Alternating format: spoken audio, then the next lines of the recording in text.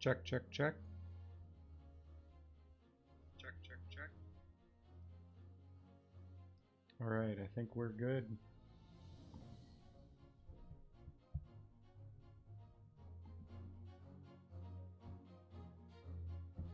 How's everybody doing?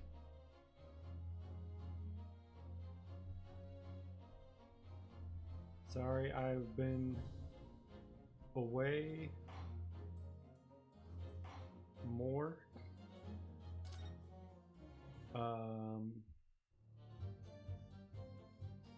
Just between the... Hold on, let me check something out.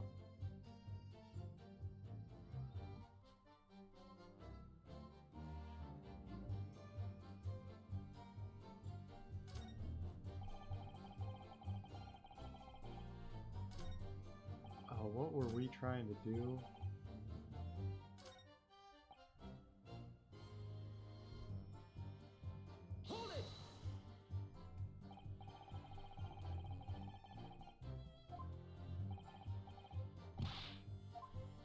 Oh yeah, of course we did. He knocked over a load of books, a candlestick, and some skull whatnot. That got tangled in some marionette, what knocked over a picture frame, what knocked them scales on the floor. So in fact it wasn't the sound of the gunshot that shocked you and made you knock those things off the counter. Well, Big Bravier went flying over the counter like a gunshot, I can tell you, and the old geezer pinned him. He did, Nash, he did. If you hadn't been there, the bloke would have flattened me like a bloomin' pancake in seconds. Time in question, the alarm was raised at the local police station via a secret cable from the pawnbrokery. There was a button under the counter used to activate it, which was presumably pressed by the victim.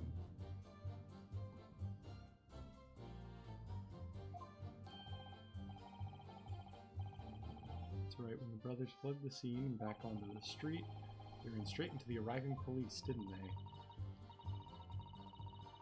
Poor Mr. Windibank, he did everything he could to protect his shop.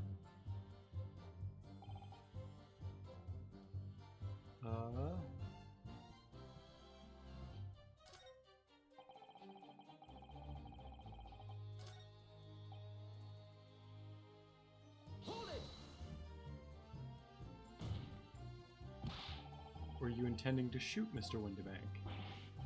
Nah, never. I was just, you know,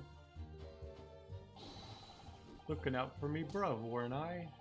He was being flattened, don't forget. By a man whose shop was being burgled, yes.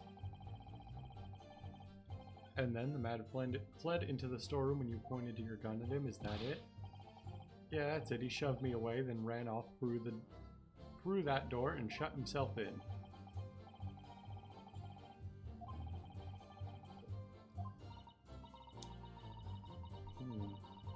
I wonder why Mr. Windibank ran away into the storeroom. Well, according to what everyone's saying, Ginny was in there waiting for him with a gun. Ah, yeah, that's right. Gina allegedly used Mr. Windibank's gun to threaten him and force him to open the storeroom door, in which case, how did the gun end up in Mr. Windibank's hands again? I have no idea, but that is strange, isn't it? This little inconsistency could be significant. I should make a mental note of it. If the point is me and me bruv here. That's right, Nash, that's right, me and me bruv here. We never had nothing to do with killing him.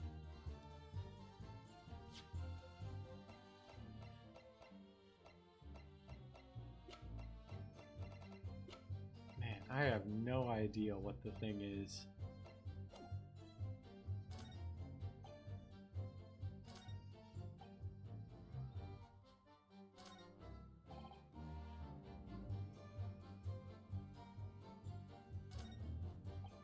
Showed his mug, give me that gun.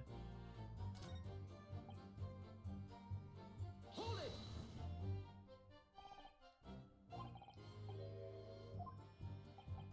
I'm trying to remember what we did last week.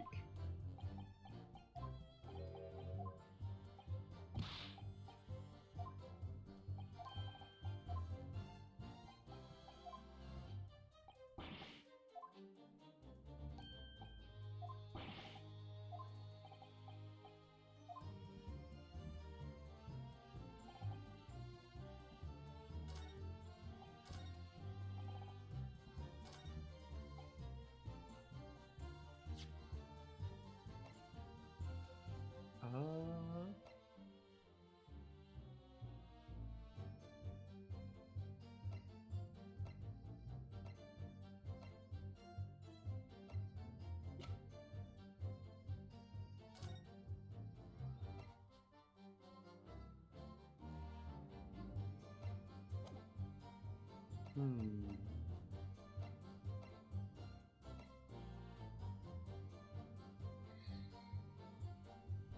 You know what? I'm gonna be honest. It's been a day. I'm just gonna Google uh, the solution to this just to like kind of jog my memory a bit.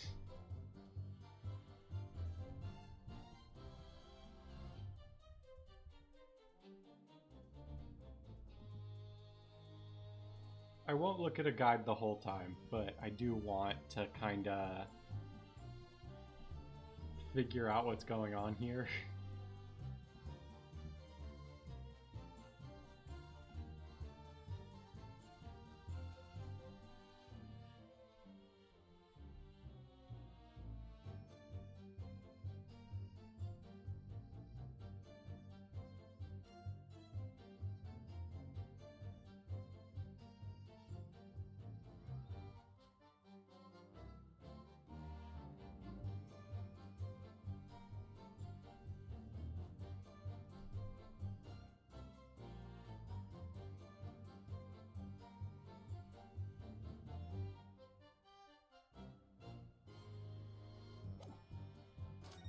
Okay, so we need to press on this statement.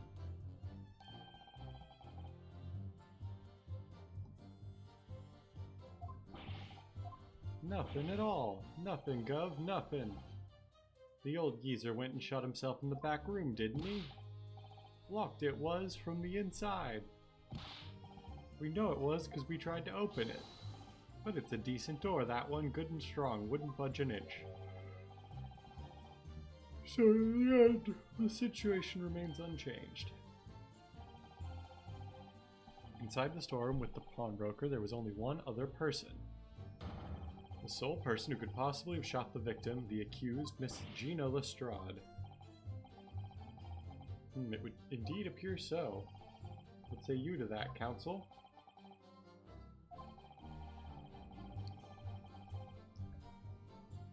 There could have been. Mr. and Mr. Skulkin. Eh, what? What's that look for?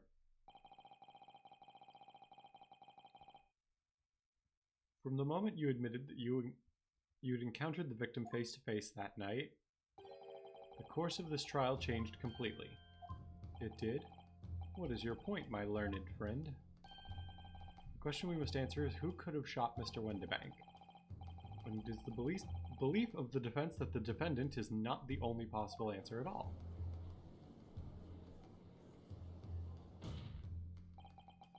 You have my attention. In that case, let us return to this plan of the premises. The victim was killed in the storeroom, which was locked from the inside. Those are the facts, so pray, what other possible answer to the question of who shot the man could there be? Counsel, you must now provide answers to the court in respect of two conundrums. Two, my lord. Twice as many chances to be right, maybe? Indeed, namely, from what location did the culprit shoot the victim, and furthermore, where was the victim at the time? Understood, my lord. Are you alright, Runo? I'm not entirely sure, but there's one thing I am sure about. If I can prove there's a credible new alternative to what happened, it would change China's prospects hugely. So now time for some clarity. Show the court on this plan the answer to the questions posed by his lordship. You believe someone else could have killed the victim, indicate from where that person could have fired the gun.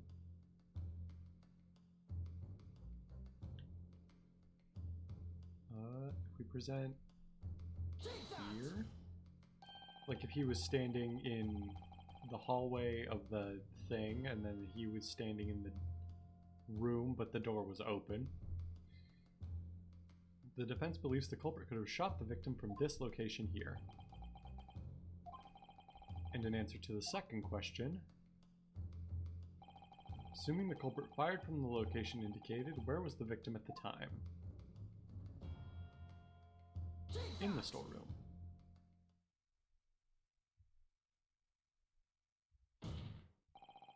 Culprit shot the victim from outside the storeroom. Continue. Mr. Windibank died instantly from a bullet wound in his back. Looking at the stain of blood on the storeroom floor, it doesn't appear that the body was moved after death, which tells us that he was almost certainly shot while he was in the storeroom. Excuse me. However, the crucial point is, where was the shooter when the fatal bullet was fired? So you're adamant that the shot was fired from outside the storeroom? Well, according to the Skulkin brothers' earlier testimony, I pulled me gun on him, and then he legged it through that door into the back room.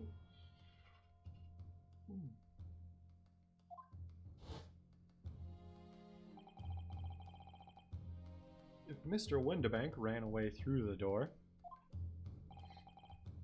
we have to assume that the door was open at the time. Ah! It was at precisely that moment, when the victim was fleeing for his life, that these brothers had the perfect opportunity to shoot the man in the back once he was inside the storeroom. Gah! Come to think of it, do you remember what the prosecutor said at the start of the trial? Moving on to the findings of Scotland Yard's coroner, his report states that the bullet entered the body on a rising diagonal trajectory. It means the victim was likely shot by someone significantly shorter in height than himself. Poor man shot while he was running as fast as he could to safety. Ah, of course, he would have been leaning forward as he was running away. So even if the bullet was fired horizontally, it would still have entered his body on an upward trajectory.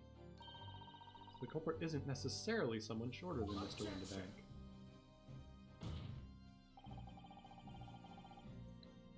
I'm sure my learned friend can't have forgotten that the storeroom door was found closed and locked from the inside. You claim the victim was shot as he fled into the room. Do you also claim his corpse was dexterous enough to turn the key in the lock? Ah, but, what if someone else locked the door? Yes, there is someone else who could have locked the storeroom door. Is that so? Very well then, counsel, present your hypothesis to the court. In the scenario just described, the defense's assertion is that the victim was shot from outside the storeroom, in which case, who shut and locked the storeroom door from the inside? Well, Gina. Obviously, the person who locked the door was the only other person inside the storeroom at the time, the defendant, Miss Gina Lestrade.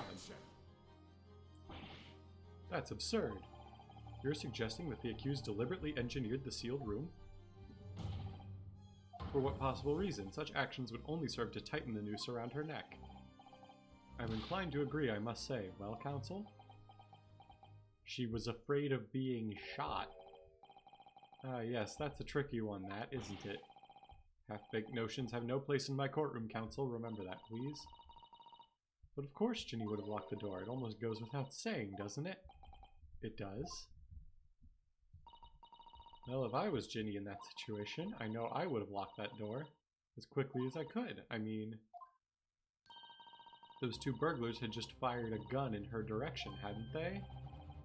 Oh yes, obviously. Before the two brothers arrived, Miss Lestrade and Mr. Windibank were in the storeroom together.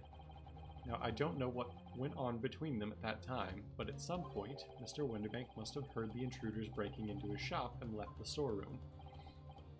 Intruders, that's us, bruv.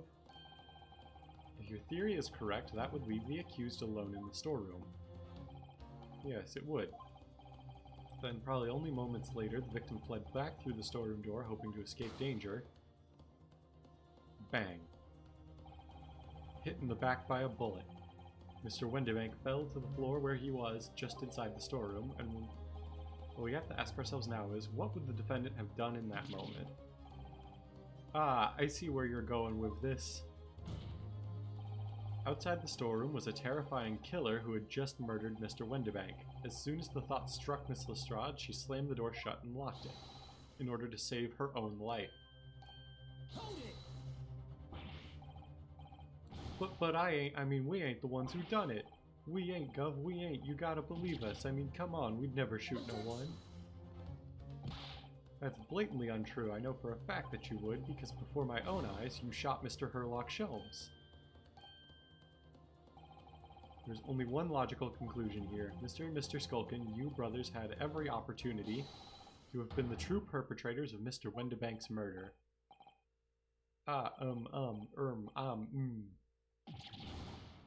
Yeah. Yeah. Oh, where does that leave us? You mean to say it wasn't the pickpocket who shot the pawnbroker after all? Should have known it was those three brothers. They look as shady as a dense forest. That was amazing, Runo. All the members of the jury seem to be firmly on your side now. I know, first time ever, and probably the last. Well, I think you've done it. Surely they'll have to give a verdict of not... An admirable effort, my learned friend.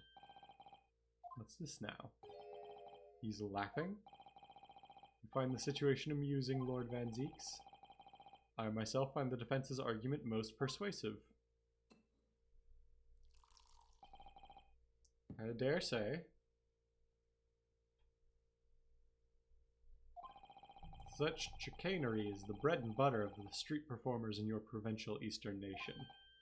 But such blatantly malicious conjuring tricks amount to nothing more than inexcusable forgery here. What? The hypothesis you put forward so ostensibly, credibly cannot and will not stand. Because, you see, it contains a fatal flaw. A fatal flaw? You mean to tell me that you're unaware of your logic's failing? I say, Lord Van Zieks, might be an idea to explain this bally conjuring trick or whatever it is to the troops on the ground, The fatal flaw in my learned friend's argument is really very simple to understand. Assuming you're not too dim-witted to count bullets. By George, count bullets! Oh dear. He noticed then. Huh? What's everyone talking about? Counsel. Yes, sir.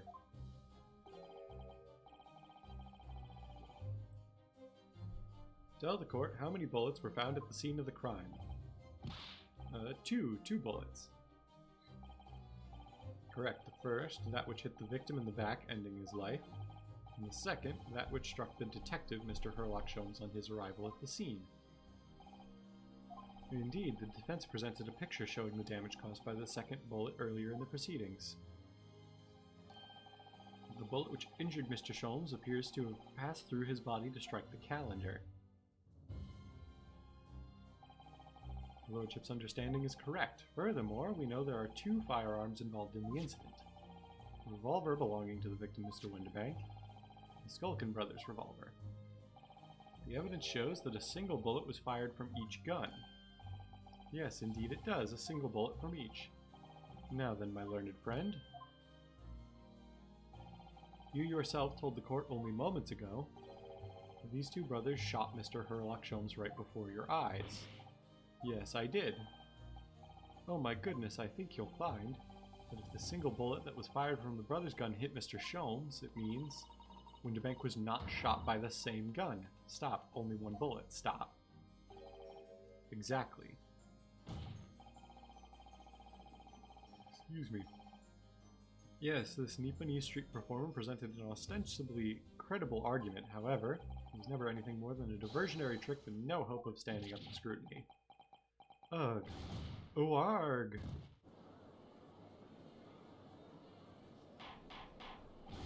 Ordar, ordar, ordar! Pray forgive the discourtesy of flinging the dregs of this hallowed nectar into the public gallery. Lord Van Zieks!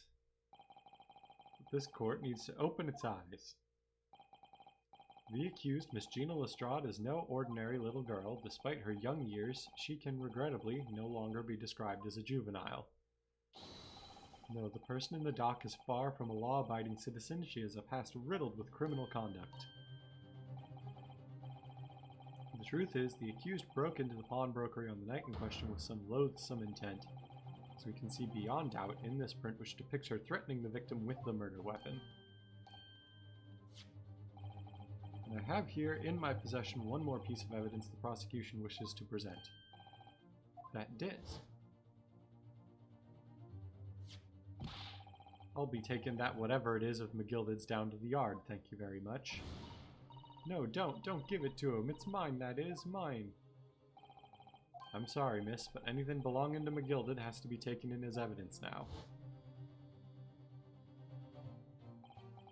Yes, that music box disc, McGilded's music box disc. The very day before the hateful murder of Mr. Windibank, the accused attempted to make off with this article, which clearly doesn't belong to her. And with none of the subtlety of a pickpocket, I might add, but by brute force and brazen impudence. Good gracious! Make no mistake, any sympathy for the accused on account of her years is misguided and dangerous. There are no depths to which this girl would not stoop if pushed, no crime she would not commit. The court forgets that fact at its peril. I see. I think it would be prudent to take this music box disc into evidence, counsel. As a grim testament to the defendant's character. Lord Van Zeeks, Inspector Gregson, what? Yes, Inspector? We had a meeting yesterday at the yard with the prosecution service, and, I think it was agreed that that disc wouldn't be used as evidence. What's this all about? Why is the inspector acting strangely? This is the first time he's said anything to Van Zeeks at all. I am unaware of any such meeting. But those were the instructions right from the top. The government bigwigs were insistent. Inspector, I am the prosecutor, and I alone determine how to present my case. Your warning is noted. Thank you. The prosecution wishes to proceed with submitting this disc as evidence, my lord. Indeed, bailiff. The music box disc has been entered into the court record. Prosecution has established the accused's motive, opportunity, and baseness of character. There is nothing more to add.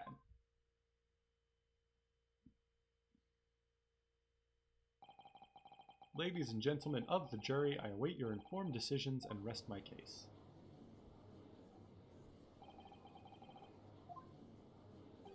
I don't believe it. I had the jury on my side for once, for all of 5 minutes. Oh dear, it wasn't even for 5 minutes, Runo. My lord, wonder if I might say something at this point. Proceed, Mr. Foreman. Been stumbling about in a bit of a fog up to now, if truth be told, but all of a sudden, the answer's bally obvious to me in my bed. There's only one thing for it. Oh no. Very well, the court will hear from the jury. Ladies and gentlemen, you will present your leanings to the defendant's culpability. Guilty. Guilty. Guilty. Guilty. Guilty.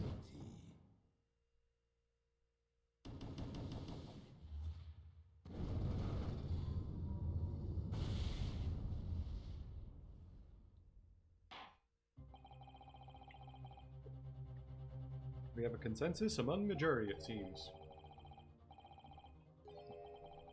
You have eliminated the impossible. Whatever remains must be the truth. That's my line. I wrote that for Hurley.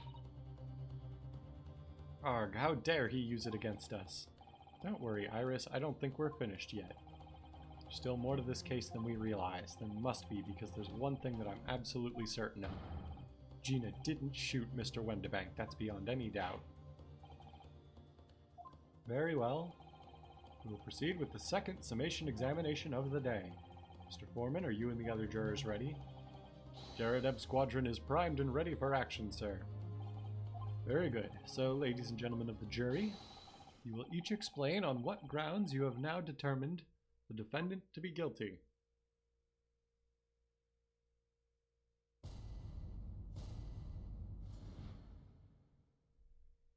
The jurors' contentions. Once a rogue, always a rogue, I say. Different breed to us law-abiding citizens. If only 2 bullets were found at the scene, I would say the whole case is done and dusted. You don't need a stereoscope to see the truth here. Every which way you look at it, it was that pickpocket. I never imagined that simple operation would cause me such grief. The accused attempted a theft on the previous day. I can see I'm in for a busy day ahead. I am ballistics expert. I have seen many shootings. There is nothing I do not know about guns. It seems there's little remaining room for doubt. To admit, I was rather bowled over by the argument put forward by the chap in black. When that fell apart like a house of cards, I saw that I'd jolly well been hoodwinked. Well, no more. The whole courtroom is turning against me. It's not fair. The prosecutor's being mean. Just because Ginny's done something she shouldn't have done in the past doesn't make her a murderer.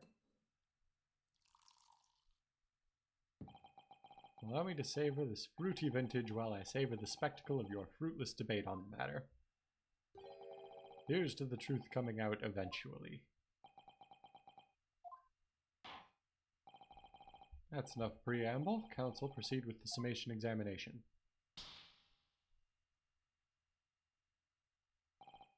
Yes, my lord.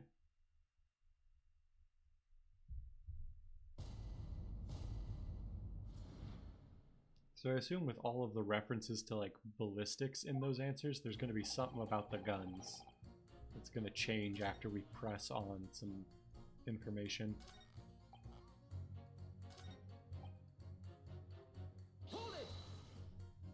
Let's ask this guy. Would you please stop muttering about things that have nothing to do with this trial, sir? The defendant's life is on the line here. Well, the thing is, I couldn't really say that it has nothing to do with this trial, to be honest. I mean, there's no question the man was shot, but the bullet had simply vanished from his stomach. It's quite inexplicable, don't you think? I almost don't want to ask, but this surgery you've been muttering about all this time, you were operating on... What was that fellow's name now? Herlick? No, Herlock? No, Hairlock? Herlock Sholmes by any chance? Yes, good lord. It was that Hairlock fellow. What? You're the surgeon that operated on Mr. Sholmes? That's right, using the very latest anesthesia techniques, I might add. It was a fairly major op, I can tell you. This is crazy. Let me see, the fellow was brought in not long after midnight, if I remember correctly. They said he'd been shot by some criminal or other, so I opened him up like a shot. But the funny thing is, I went over his insides with a fine-tooth comb and couldn't find the bullet anywhere. I'm afraid I had to throw up my hands and just stitch the fellow back up. I hate to state the obvious, but yes. Surely that's because the bullet is still at the scene of the shooting. That's for the defense is correct. This is clearly shown in the photographic print. The bullet the Skulkin brothers fired at Mr. Sholmes hit him in the stomach region, then exited his body and lodged into the shop wall where the calendar was hanging by the door. I think you'll find it's really quite simple if you just consider the problem three-dimensionally. Ah, who do you think I am, son? Well, juror number 4 is about the best I can do. As soon as I saw the wound in the man's stomach, I flipped him over. Like a pancake? Are you saying that you checked his back? Of course I did, and there wasn't a trace of injury, no sign that the bullet had left the body at all. What? That's the point. The only logical conclusion was that the bullet was still somewhere in the man's innards. Which is exactly why I set about slicing him up. I'm still none the wiser even now. How many times do I have to say it? Can somebody please explain how it happens? Can somebody please solve the mystery? It's as much of a mystery as how this jury was put together. Sure, where the bullet ended up is infuriating. Where's an expert when you need one? Hey, someone said they were an expert in ballistics. Let's ask him about this. I thought you were just a tourist. Good day. I am visiting London for sightseeing. I would like to take bus to Crystal Tower, please. There's no way he's just a visiting tourist. So you're a ballistics expert? Who knew? I have much experience with guns. I have lived through many, how do you say, extreme, violent bath of, no, blood of, extreme violent bloodbaths, perhaps. Those extreme violent bloodbaths. English is very difficult tongue. Considering the sort of people you associate with, I'm surprised you still have a tongue. Anyway, if you have questions about bullets and guns, you ask me. There is nothing I do not know, no mystery I cannot solve. I'm very confident in his knowledge of guns, that's for sure. But if possible, please only in Russian language. He's not very confident in his knowledge of English, though, is he? No, still, we should bear it in mind. He's our man if there's a mystery about guns or bullets. And Zeke says, managed to convince everyone. Okay, this is just going to be like...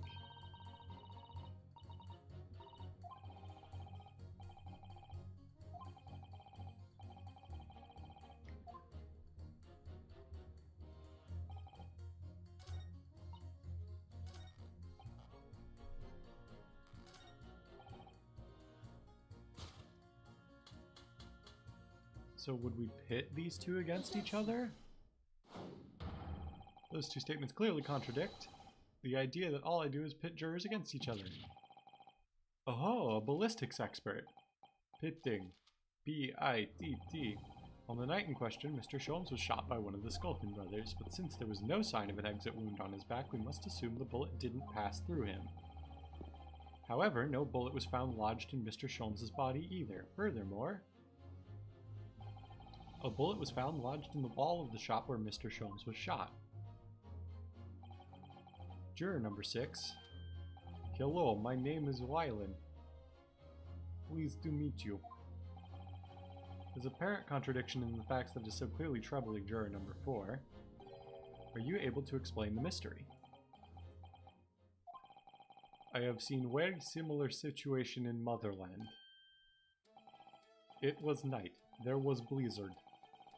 I was running away along mountain road in freezing cold. Golly. The snow was piling high on both sides of the road. It was very narrow and dangerous. My pursuers had hunting rifles and they were on dog sleds. Mental note, don't ask too many questions. I was shot from behind and I fell down in snow. And this situation was very similar to what I hear today from Doctor. I could not find bullet in my body. And no sign of how you say exit wound. Then where did the bullet go? Bullet never hit me. Well, if it never hit you, why did you fall down? Bullet hit frozen wall of ice, very close to my side. What? One small piece, very sharp, broke away from lump of ice and pierced my body. It made deep wound that looks just like bullet wound. Good gracious. Of course, piece of ice quickly melted inside me, and that is the solution to mystery of disappearing bullet. But that doesn't answer the question at all. The shooting happened in a pawnbroker's shop, not some snowy mountain road in another country. Just an idea, but we might not be looking at exactly the same scenario here. Bruno, where exactly was Hurley shot again? Well, according to the report, in his stomach. Sort of around this area, I think. Well, that's precisely where he always wears a little pouch on his belt. A pouch? Actually, I might have noticed something like that. Yes, a pouch. It's where he keeps 3 glass vials of very dangerous chemicals that he uses in his investigations. What? Doctor, where's the pouch Mr. Sholmes was wearing? Well, the fellow had nothing like that on his person when he arrived at the hospital, as far as I remember. If I may, Lord Van Zeeks. While I realize it is forbidden for the prosecution to interject during a summation examination, I should inform the defense that I have the pouch in question in the antechamber outside the courtroom. Sorry? As I understand it, when the police arrived on the scene and found Mr. Sholmes injured, they removed the pouch in order to assess the wound. Ah, thank goodness, I thought I was getting forgetful for a moment. Since then, it has been in my safekeeping, along with all other evidence relating to the case. I can personally vouch for the fact that it has not been touched since the incident occurred. Very well, while extremely unconventional during a summation examination, I must demand the prosecution presents the item in question with all speed. Bring forth Mr. Herlock Sholmes' pouch. Oh, I see. So this is the pouch worn by Mr. Sholmes on the night in question, is it? Look at that! One of the files is broken and the leather around it is scorched black. It's almost as if the file exploded. Exploded? So that night, the bullet from the Skulkin Brothers' gun struck Mr. Sholmes' pouch. It was the glass vial exploding that caused the fellow's injury. His bullet did not penetrate victim, but was deflected into wall of shop.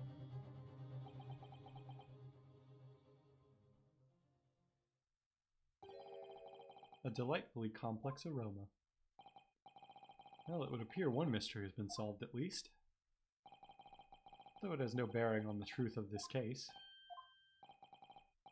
The bungling and burgling brothers shot the detective, and the accused shot the pawnbroker. The pertinent facts of the case remain unaltered.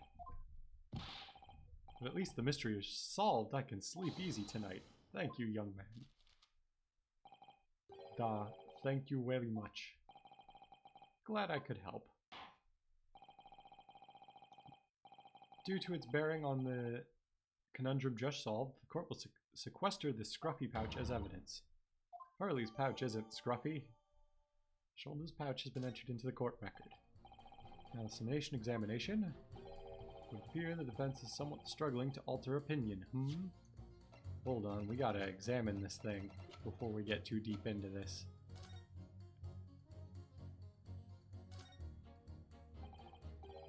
Oh look, there's a hole here at the back. Doesn't look much like a bullet hole, but clearly something ripped through the leather with great force. Something must have pierced it somehow to have left this hole behind. Sure looks that way. Mr. Sholmes and his pouch both took a beating, didn't they?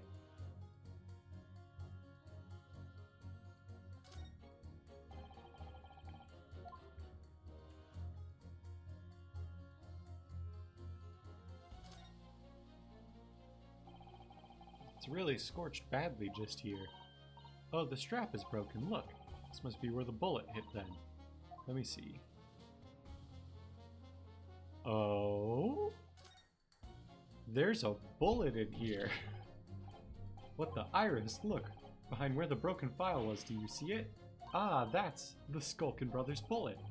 What a stroke of luck that it hit his pouch. This is an amazing discovery. What this means is, there were 3 bullets fired at Windibanks that night. We found exactly what the juror was talking about. The 3rd bullet. It's time to press that juror again, I think.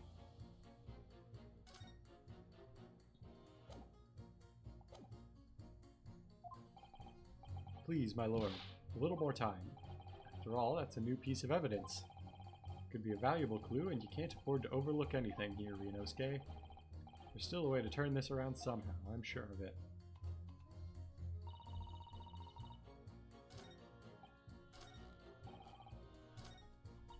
So let's press on this. It's the number of bullets that has you convinced. Only 2 bullets were fired, and the 2 guns that fired them have been examined by the police.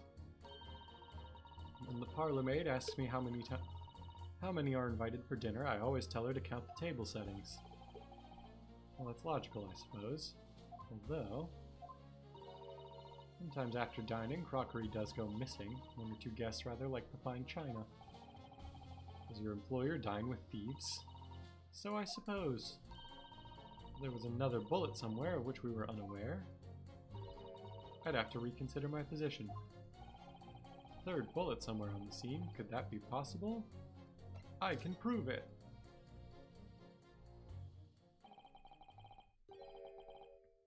Allow me to show you then the 3rd bullet.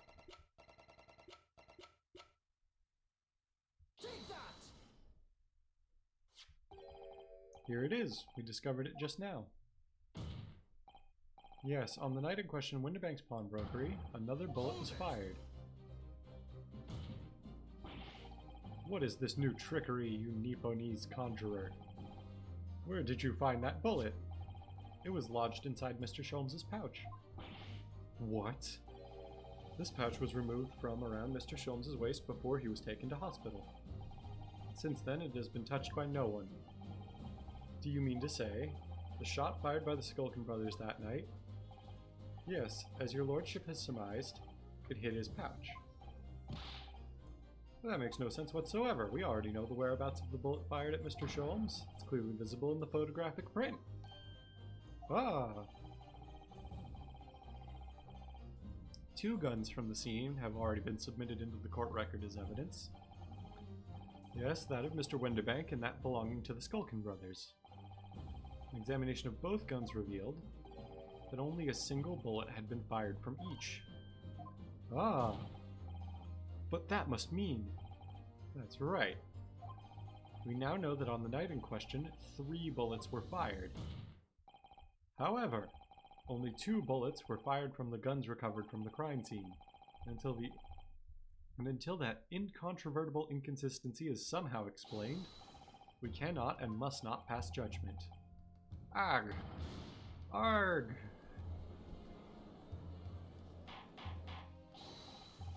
Order! Order! Order! While this summation examination remains incomplete, the court has been presented with new facts. Facts that would appear to shake the very foundations upon which the case against the defendant has been built. As is my prerogative in this situation, I hereby temporarily suspend the summation examination. By Jupiter! What? Bailiff, bring the witnesses back to the stand at once.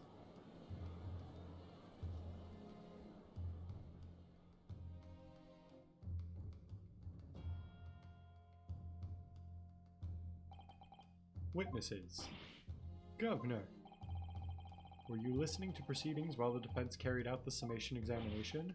We was, Governor, we was. Perhaps we can dispense with the tedious preamble, simply answer this one question. The 3rd bullet has been identified at the scene of the crime. What do you make of that? Make of it, Gov? I don't make nothing to nothing if I can't help it. Is it one of yours? Gore blimey, Gov. Gore blimey, not a chance. In that case, did you have an accomplice? What, what?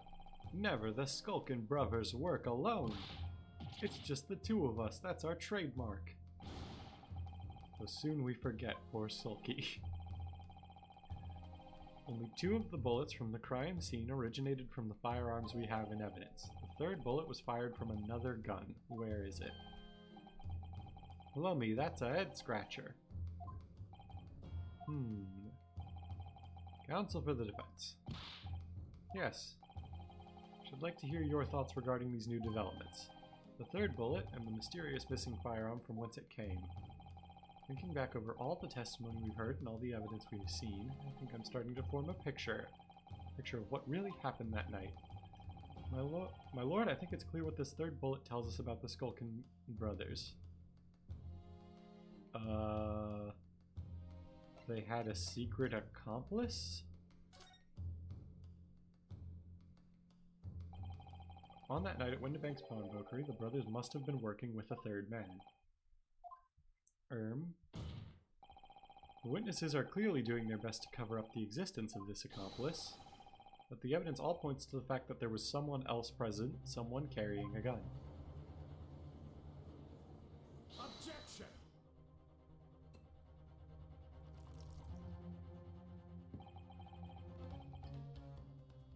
An accomplice, you say? Pigswell. These protracted proceedings have already forced us to endure 2 summation examinations, and in all that time there's been not a murmur of a 3rd man. It is apparently wraith-like being exists. The court must be shown hard evidence. Without it, this fantasy will be crushed. Fine. Prosecution demands answers on 2 counts. Firstly, proof, evidence that this accomplice was ever at the scene of the crime. And secondly, the identity of this spurious character. The Skulkins are lying, I know that. But how can I ascertain the identity of the person they're hiding? Well, counsel, I'm supposed to prove the existence of this accomplice and reveal the person's identity even. In response to the prosecution's demand, my lord, the defense is ready to present answers, right? Because we have the music disc and the profile of the guy who wanted it. The defense is ready. I believe I can provide all the answers the prosecution demands. So, my Nipponese friend, despite the swimming eyes, you seem to think you have something to say. This promises to be interesting. Push forward now, there's no other option. You'd use every single piece of evidence available to me if it will make a difference. that case, counsel, I would ask you to present the evidence without delay. On the night in question, in the moments leading up to the death of the victim, what proof have you that there was a third intruder present at the scene?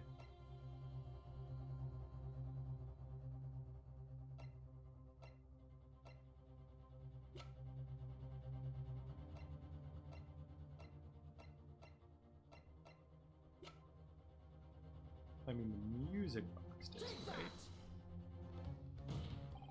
The evidence is this. You perplex me, counsel, by looking so pleased with yourself despite this quite displeasing answer. Hold on, did I have to investigate this before I presented it? Oh, Runo, look, this is blood. Yes, you're right, just a small smear, but definitely blood.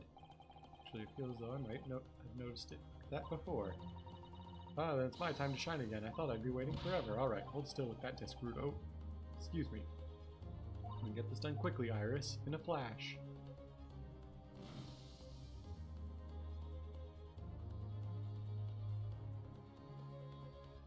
Green blood. Oh, a lovely bright shade again. Wait, that color. What is it? It's just that green. It's not the first time we've seen that color, is it?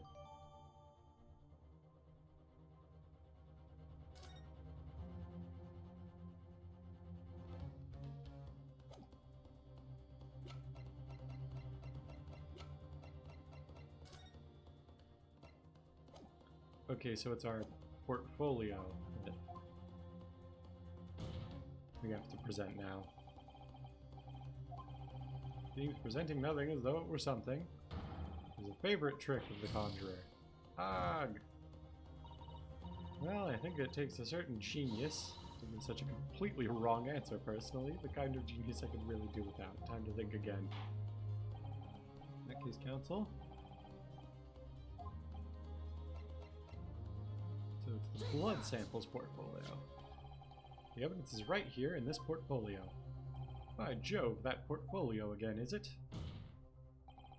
Do you expect the court to rifle through your papers itself? Be more specific. Wait a minute, one of those blood samples proves the presence of this third intruder. Well, which one is it? I guess we could present the music box disc? Take that! This is the blood sample that proves it. You perplex me, counsel, by looking so pleased with yourself despite this quite displeasing answer. You do well to take your irrelevant specimens of blood and go back to where you came. See to it, you go down in court's history as a relevant specimen. Ah! It would take a certain genius to give such a completely wrong answer, yada yada yada. Just in case, let's go ahead and save. Because I am not doing well at this.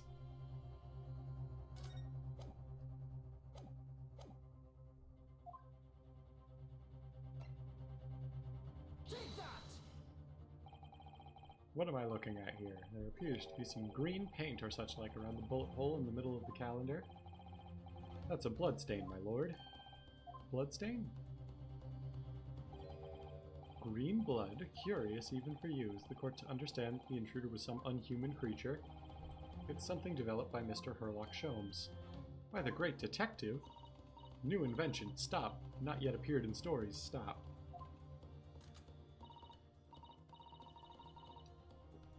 It's this, you see. It doesn't have a name yet, though. This fogger sprays a chemical that reacts with the different elements in people's blood to change its color. Different elements of people's blood? Yes, everyone's blood is slightly different, you see, because it's made up of different elements. So by seeing what color it changes to, you can tell in a flash whose blood it is. Oh, that brings a whole extra dimension to looking at blood. Talk of blood in courtroom. Stop. Very exciting. Stop. As an example, this one shows the blood of the victim, Mr. Windibank. Ah, a striking blue. Yeah, so you see, the green color of this bloodstain on the calendar shows that somebody else was shot in the main part of the shop. Now hold fire there, young man. Could be from some unrelated incident, couldn't it? No, it's not unrelated. The date showing on the calendar is the date on which Mr. Windibank was killed. By golly. Therefore we can assume that whoever was shot on the same day. Then whose blood is it? Well, the Skulkin brothers in the stand don't appear to be suffering from any gunshot injuries, which means it must be the blood of somebody else, the third intruder, in fact. Whose identity the court is still waiting to hear. Can't delay this any longer, my learned friend. Who is this alleged third intruder? Well, it would be Edgar Benedict. The man's name is Edgar Benedict. Edgar Benedict? Who on earth are you talking about, Counsel? He paid a visit to Windibank's pawnbrokery on the afternoon before the incident took place. The accused attempted to deceive the pawnbroker into releasing this article into her possession. That's right. The man identified by the defense, Mr. Edgar Benedict, then attempted to take the article from the defendant by force.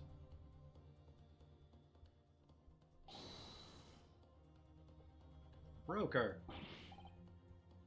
Yes, sir.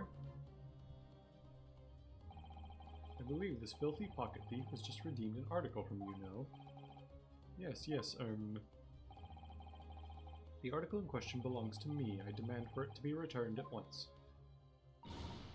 Now that's a lie. What are you trying to pull? Give me back my overcoat, you wastrel, and needless to say, any music box discs, too.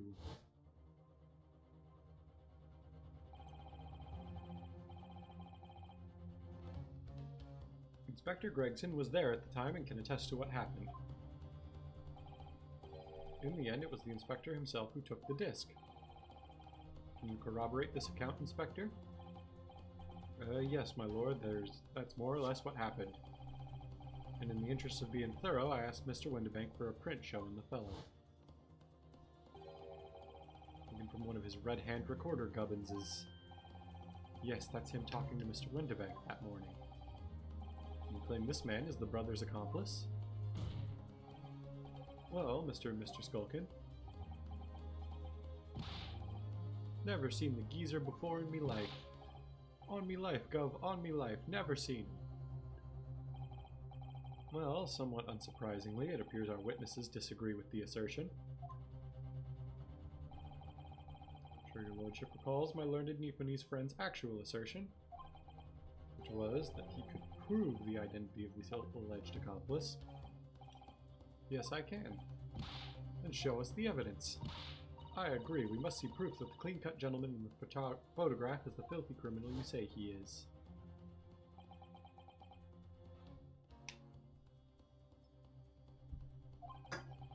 This is the last piece of evidence. I had a feeling that something has been missing in this trial from the very start, but now I'm going to drag it in, kicking and screaming into the courtroom. You ready to present your answer to the court then, counsel? Yes, my lord, the defense will present the evidence now. Proof that the man pictured in this photographic print was in fact the person struck by the third bullet. Okay, I'm gonna save real quick, because there are like 2 different pieces of evidence I think we can present here. I'm gonna go with the blood profile. Take that!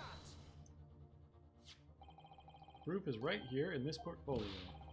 Good gracious, counsel, does that portfolio contain the answer to every question posed? I see you share my interest in claret-colored liquids, my Nipponese friend, but... Enough. The court demands to see further evidence. Which blood sample proves the man you identified was the one shot by the third bullet at the scene of the crime? Oh, because we have this music box disc one that has the same blood color. As I mentioned before, on the afternoon of the day in question, the defendant attempted, deceitfully admittedly, to reclaim this disc from Windibank's, which is when the aforementioned Edgar Benedict appeared on the scene, I believe. This man then attempted to purloin the article from the defendant's possession, no? That's correct, my lord. I myself was present at the time. It was following this that a minor incident occurred. But of course, sir, here is that disc for you. Very well. I shall bid you farewell. Say goodbye to style. Wait a moment, that disc? is mine. Arg, what do you think you're doing, you little tramp? You've drawn blood, you filthy animal. Being a music box disc, it has countless small but sharp metal protrusions over its surface. These protrusions cause Mr. Benedict's finger to bleed, and the resulting smear of blood is still visible on the disc now. Goodness, a blood stain, is it? My assistant and I have just analyzed the blood stain here in this very courtroom, using my trusty fogger gun. Yes, and we added the results to this portfolio. I say, it's green! It's exactly the same color as the blood around the calendar. The evidence is conclusive. The man calling himself Mr. Edgar Benedict, who was in Wendibanks earlier in the day, is the accomplice who was present at the scene of the crime that same night. But there was someone else there. Look at those two brothers, they're sweating buckets. Boy, what are you talking about? It's boiling in here. My lord, it is the opinion of the defense that Mr. Edgar Benedict should be summoned to the courtroom to testify. It would certainly seem that we can ill afford to ignore this gentleman's apparent presence. Objection. This has gone on long enough now, this flagrant ignorance of the mechanics of law. Sherlock Holmes, you say? Yes, I've heard the name. Protagonist in a series of short stories for the vulgar classes, a god of detection or some such. And now you employ chemical substances devised by this fantastical persona in the highest court in the land. Do you expect us to take you seriously? The samples made by this plaything are not fit to be called evidence. So the bloodstain turned a shade of green, what of it? Here's to you successfully proving that no other blood in the world would turn the same color. Ah, well. And pray, do not even think of suggesting that we should take Mr. Sholmes' word for it. Is he right? Is Mr. Sholmes' concoction a load of rubbish? I don't know. I mean, he is a great detective. What are you talking about? We can't let him get away with that. I knew it would come to this. Of course, Mr. Sholmes' invention isn't going to be recognized by any official body. But what other choice did I have? I'm just remembering what Father Christmas over there said before. About how he was temporarily suspending the summation examination. In other words, the examination isn't over yet, is it? Good grief, what did you just say, young girl? And in a summation examination, the decision as to whether or not the trial continues is in the hands of the 6 jurors, isn't it? So the way I see it, it doesn't matter what certain other people think of Hurley's invention. At least, not for now. Yes, she's right. Young lady, you have quite the devious mind. It really just comes down to one thing. Whether these ladies and gentlemen of the jury are convinced by what you say, Runo? Is that about right, would you say, or did I misunderstand something? Unbelievable. Mr. Sholmes' partner is a force to be reckoned with. Iris Wilson, sharpshooter. After that shrewd precis of the situation from an entirely unexpected source, it must be acknowledged that the previous summation examination has yet to reach its conclusion. This is absurd. Ladies and gentlemen of the jury, the court now looks to you for your final leanings in this matter.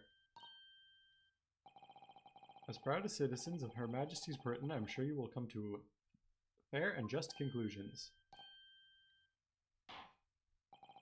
So then, state your final decisions in turn, please. Not guilty. Not guilty. Not guilty. Guilty. Guilty! Not guilty.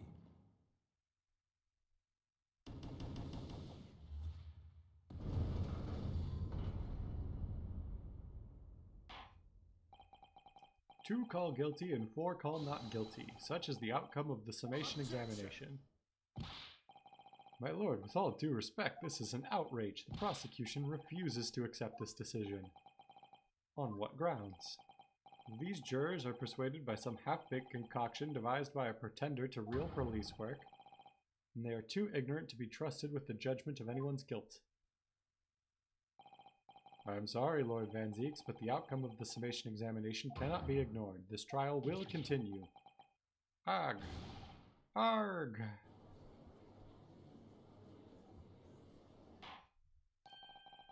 Nevertheless, we find ourselves in a rather awkward situation.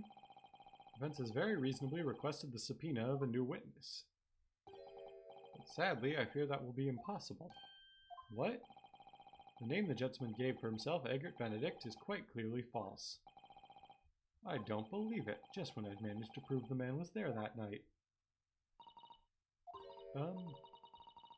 Could I say something? Who was that, please? Who spoke? It was me, my lord. Juror number 5. What have you to say, madame? If possible, Inspector. Me, ma'am? I wonder if you might show the photographic print to me again, the one in which the gentleman is shown. Alright, yes, this one you mean, of Mr. Benedict. Yes, there's no doubt in my mind. Juror number 5, you don't mean to say... You know this man? Yes, I know him. What? No. Good gracious. Yeah, Fridays, Ace Attorney on a Wednesday. I guess I haven't been super great about keeping the Discord updated like I promised, but my fancy... So let me just run down the list. My new computer is still being fixed, so I am streaming off my old laptop that was having trouble running Persona. Part 2, since my computer started getting fixed, my Mondays have been kind of busy, so I'm thinking about switching up my stream schedule, but I'm kind of waiting to do that, or like to finalize that until I get the computer back anyway. So I guess the like abridged version is Persona is on hiatus until I get my computer that can run it reasonably back. And the schedule is going to be a little more on the fly, but I'm still going to aim for at least 1 stream a week until the new computer is back. Ideally 2 streams a week, like keeping up my old schedule as much as I can. I guess part of it is I don't want to like commit to something in Persona's old time slot and then we get back the computer and we go back to Persona and then I just drop whatever I was streaming. I'll think of something, but that's the situation. And we're doing Ace Attorney tonight because I didn't stream earlier in the week and I wanted to finish this because I think we're almost done. Order, order, order! But how are you doing, Fridays? I know it's probably been a few weeks. Sorry, I'm gonna grab something to drink, but I'm still watching the chat.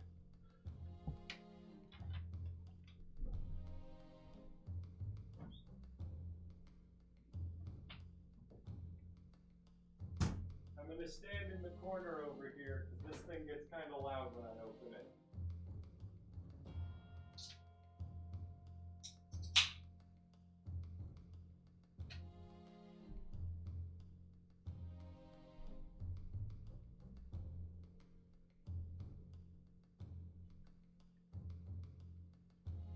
I don't know if standing in the corner actually helped at all, but I tried.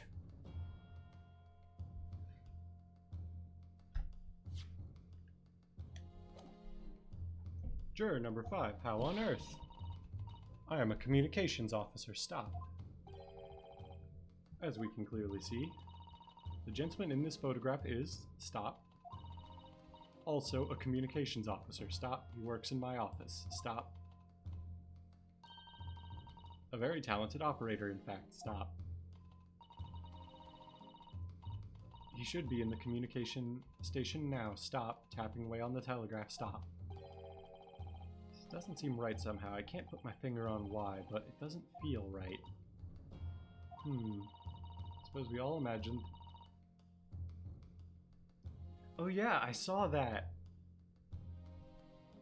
You know what it is? I saw the new LEGO Star Wars game came out, and all I have seen of it is videos of people exploiting... I think there was some kind of, like, thing where child characters are immune to friendly fire damage, but you can still, like, hit them and trip up the hitbox, so people were just like climbing to the top of the world basically by comboing on like child Anakin or something like that. It actually looks like a very fun game. I kind of want to play it.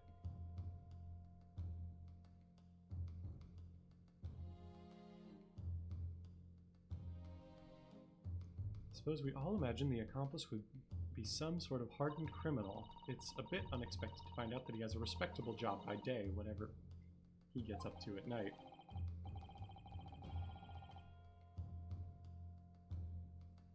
Oh, that's cool.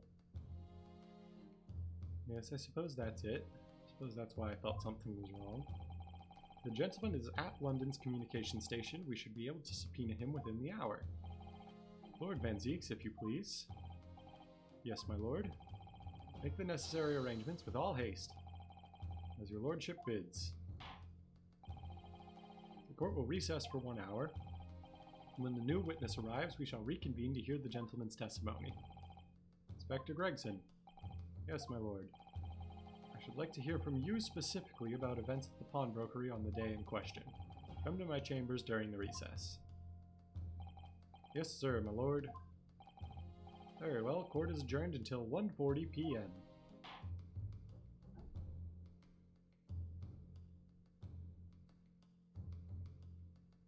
To be continued.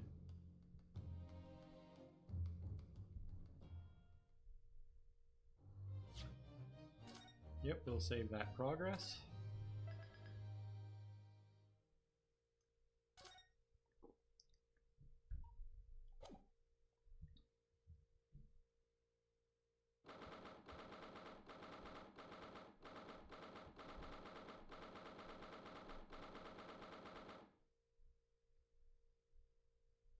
We're in the defendant's antechamber.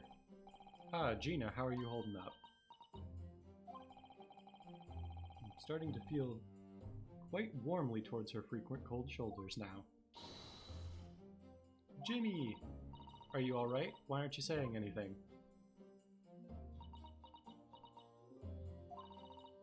What's the point, eh? Why go to all this trouble and fight so hard for the likes of me? What? Well, you saw it, that picture. What picture?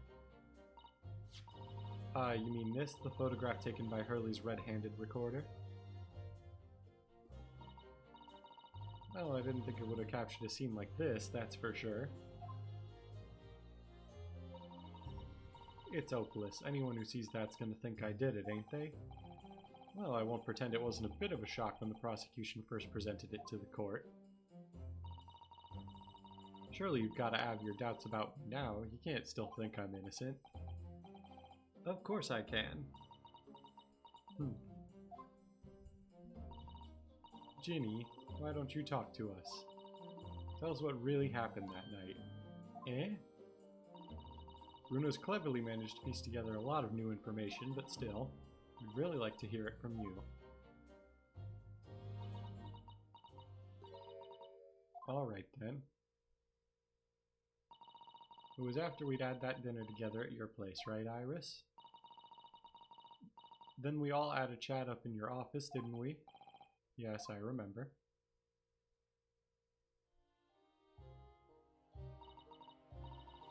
After that, I just couldn't get to sleep. I slipped out and went down the street to the 2-to-1. To Windibank's place, I had to know. If Iris' story was there or not, the Hound of Baskervilles. I don't know what it's about or nothing. If you ask me, there's something in it that Sholmes don't like, something what you don't want people reading. So that's why you lied to Iris about sticking it in lug with Windibank for safekeeping. At least that's what I thought at the time. So you broke into Windibank's? I just had to know if it was there or not. I mean, I had no idea all of that was going to kick off, did I? I struck the lock and snuck inside. It was dark as you like in there. I gave the oil lamp on the counter a bit of wick, and that's when... What do you think you're doing? Ugh! I nearly died, I did. And the next thing I know... I'd grabbed the gun off the counter and was waving it in the air like I don't know what. Ah, you're the girl who was in there here this afternoon. I didn't think pickpockets were in for armed robbery. The mantle script, have you got it here? Did Sholmes leave a load of papers with you? A story? I beg your pardon? The Oundo something or other. If it's here, I want to see it. I'm sorry, young lady, but I'd sooner die than relinquish an article belonging to one of my customers. I don't want it. What would I do with it anyway? I just want to see it's here, is all. Oh, you want to see it, do you? I want to know if Sholmes really pawned it here or not. Please, just let me see it and I'll go. Oh, very well then. But for pity's sake, stop waving my gun around, will you? So then the old cove unlocked the storeroom door and we both went inside. It was there, alright, the mantle script. Sholmes weren't lying after all. You did all that just to check for me, Ginny?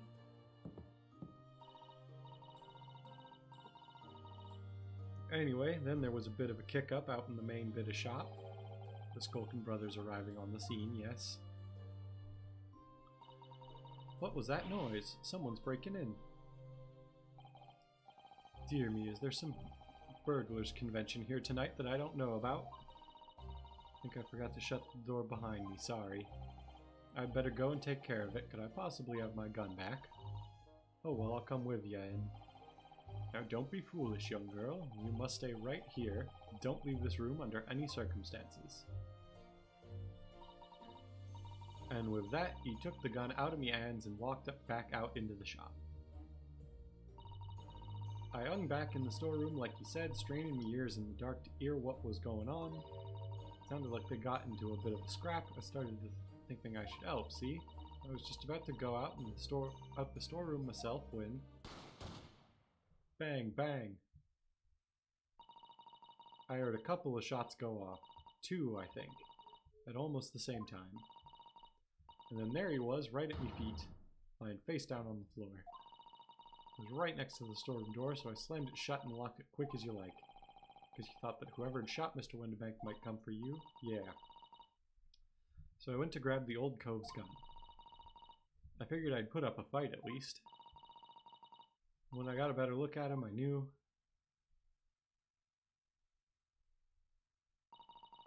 Windibank was a goner. I felt funny in my head all of a sudden, kinda dizzy. And after that, I don't remember nothing. That must be when you passed out, Gina. If I hadn't done what I'd done, the old cove might still be alive. Did you tell the police everything you just told us? Of course I did. But they didn't believe a word of it, did they? All they said was if I kept telling lies, it'd make things even worse for me. It'll be alright, Jenny, don't worry. Just stay strong a little longer. Bruno's about to put the real culprit through the mill.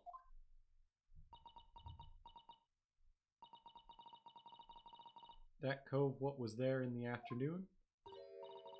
That Edgar Benedict? I still remember how he looked at me like I was nothing. He was there that night. We don't know his real name yet, but I'm convinced that he's involved somehow. Anyway, thank you for telling us what happened, Gina. I appreciate your honesty. You what? You can leave it all in Runo's capable hands now, Ginny.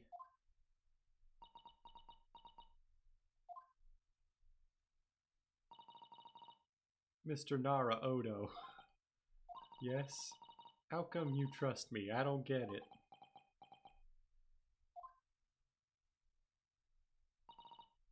I mean, have you forgotten what happened here before?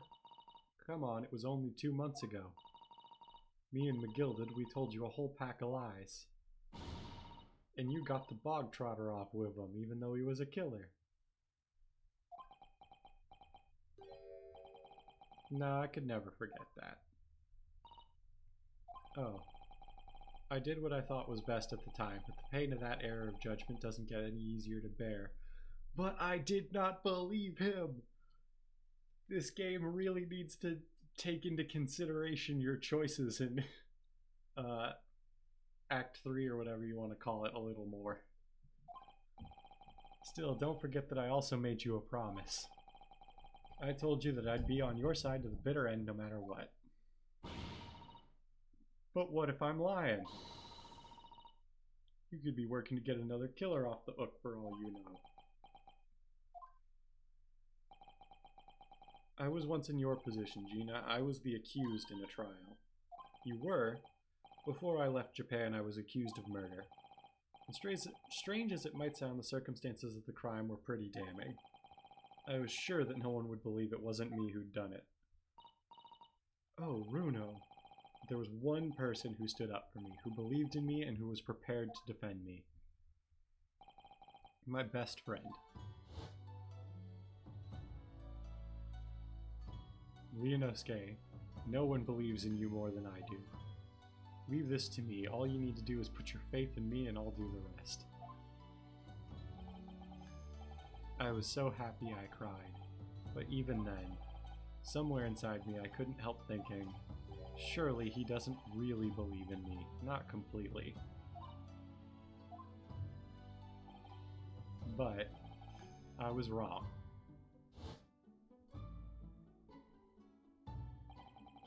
As soon as my trial began, it was obvious that he had an absolute, unwavering belief in me.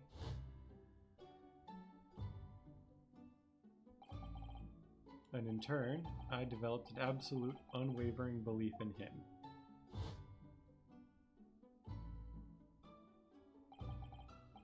Since then, I came to realize, if you want someone to believe in you, you have to believe in the other person first. What are you saying?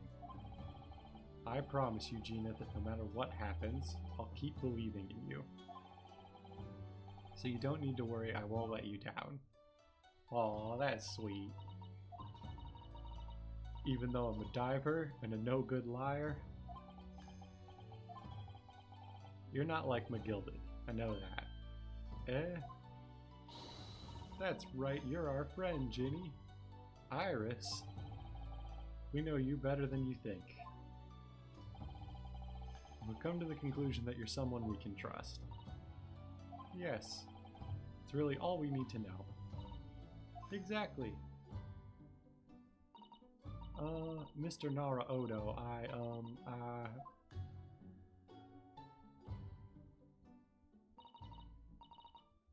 Sniffle, sniffle. Defendant Gina Lestrade and her legal representative. Court proceedings are about to resume. Please head into the courtroom immediately. Yes, of course, thank you. Let's get this guy. I'd been both a defendant and a defending lawyer in my time, so I knew only too well just how hard it was to put all your faith in another. And I also knew just how hard it was to bear the burden of another putting all their faith in you.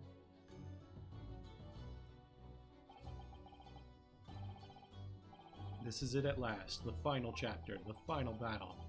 Wish me luck, Susanoo-san, and I hope you're watching over me too, partner. Oh my god.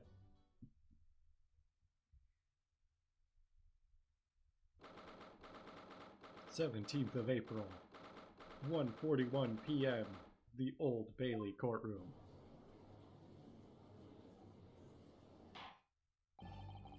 I hereby call this court to order as we resume the trial of Miss Gina Lestrade. Lord Van Zieks, have you successfully subpoenaed the witness? The subpoena was delivered to the communication station where the man works immediately, my lord. However, the heavy rain has delayed the arrival of his carriage, it would seem. I see. And let us turn our attention to Inspector Gregson's precis of the case heard by the court this morning. The glaring omission of the third bullet in your report is a serious blunder, Inspector. Yes, I can only apologize, my lord. And although the defense's chemical analysis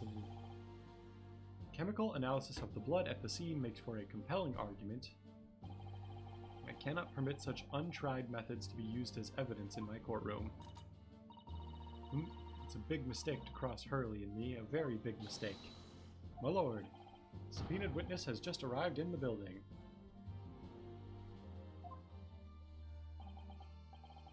Thank you, officer. Show him to the stand without delay. Mr. Edgar Benedict. I didn't expect to be crossing paths with him again so soon, and certainly not like this.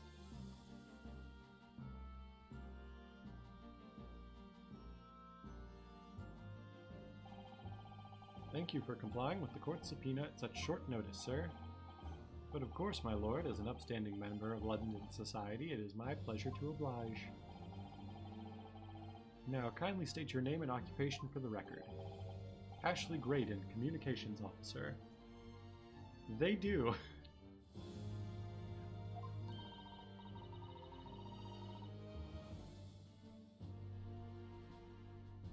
Mr. Graydon and I both work at London Central Communication Station. Now, perhaps somebody would kindly explain what this is all about. You were apprised of the situation by the court officer on your way here, I presume? Yes, I was. Something to do with a murder that took place at a pawnbroker's on Baker Street. And some nonsense about me having been there on the night in question. That is the accusation indeed. This really is beyond a joke, you know. Very well, without further delay, the court will hear your testimony now, Mr. Graydon. You will respond to the accusation made against you under oath. Gladly, my lord, gladly.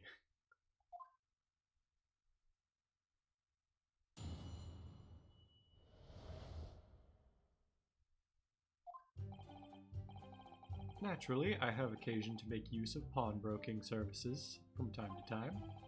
But are you seriously suggesting I colluded with these thugs to break into the place on the night of the murder? I have no intention of admitting to such an outrageous accusation, even if certain parties here present claim that my blood was found at the scene. Some scaramouth detective's homebrewed tincture can hardly be taken as serious evidence. So you deny the accusation completely, do you? I must say I am dismayed. For the highest court in the land to be swayed by this self-professed detective's toy. It was the will of the jury, and our great British justice system demands that the jury's will is upheld. And it would seem we have the misfortune of a most inept assembly of jurors today. By golly! How long am I expected to be detained here? If following the defense's cross-examination your involvement in this matter has not been established, you will be free to leave immediately. Good, then I shall be away in time for afternoon tea, some small consolation at least. Let us not hold up Mr. Graydon any longer than necessary, counsel. Proceed with the cross-examination. So we meet again, Mr. Edgar Benedict. Or is it Mr. Graydon? My apologies, you are... Ryunosuke Naruhodo, defense lawyer. We have met. If you say so, Ashley Graydon. Enchanté. So... Ah! I trust we can conclude this quickly. But I'm not holding your flashy hat while we do.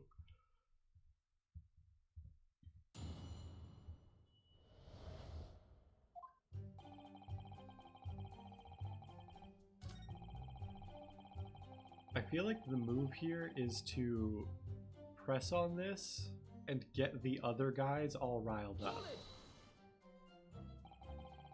Have you seen these two men before? This pair? They are just so... They look like the perfect, like, comedy interpretation of, like, bad guys. This pair... No, I don't associate with criminals. Said by a man who introduced himself as Edgar Benedict. I'd like to know who I have to thank for this. Who made this outlandish accusation against me? The young lawyer there in the black. This is a farce. Whose idea was it to permit an outsider to work in a British court anyway? Well, needless to say, I have no intention of admitting to such an outrageous accusation. I guess I should press on the first statement just to, like, be complete. I assume I'm going to press on all of these. Yes, we even met in the very pawnbrokery where the crime took place on the afternoon of the day in question. Oh, of course, you introduced yourself by a different name at the time. It was Mr. Edgar Benedict, I believe? Tell me, what made you... The witness is here to testify about events that took place that night. He is under no obligation to answer such unrelated questions. You can't be serious. Thank you, because I certainly do not feel inclined to answer such an inappropriate question. He's going to be evasive, is he, in an effort not to give anything away? This could be tricky.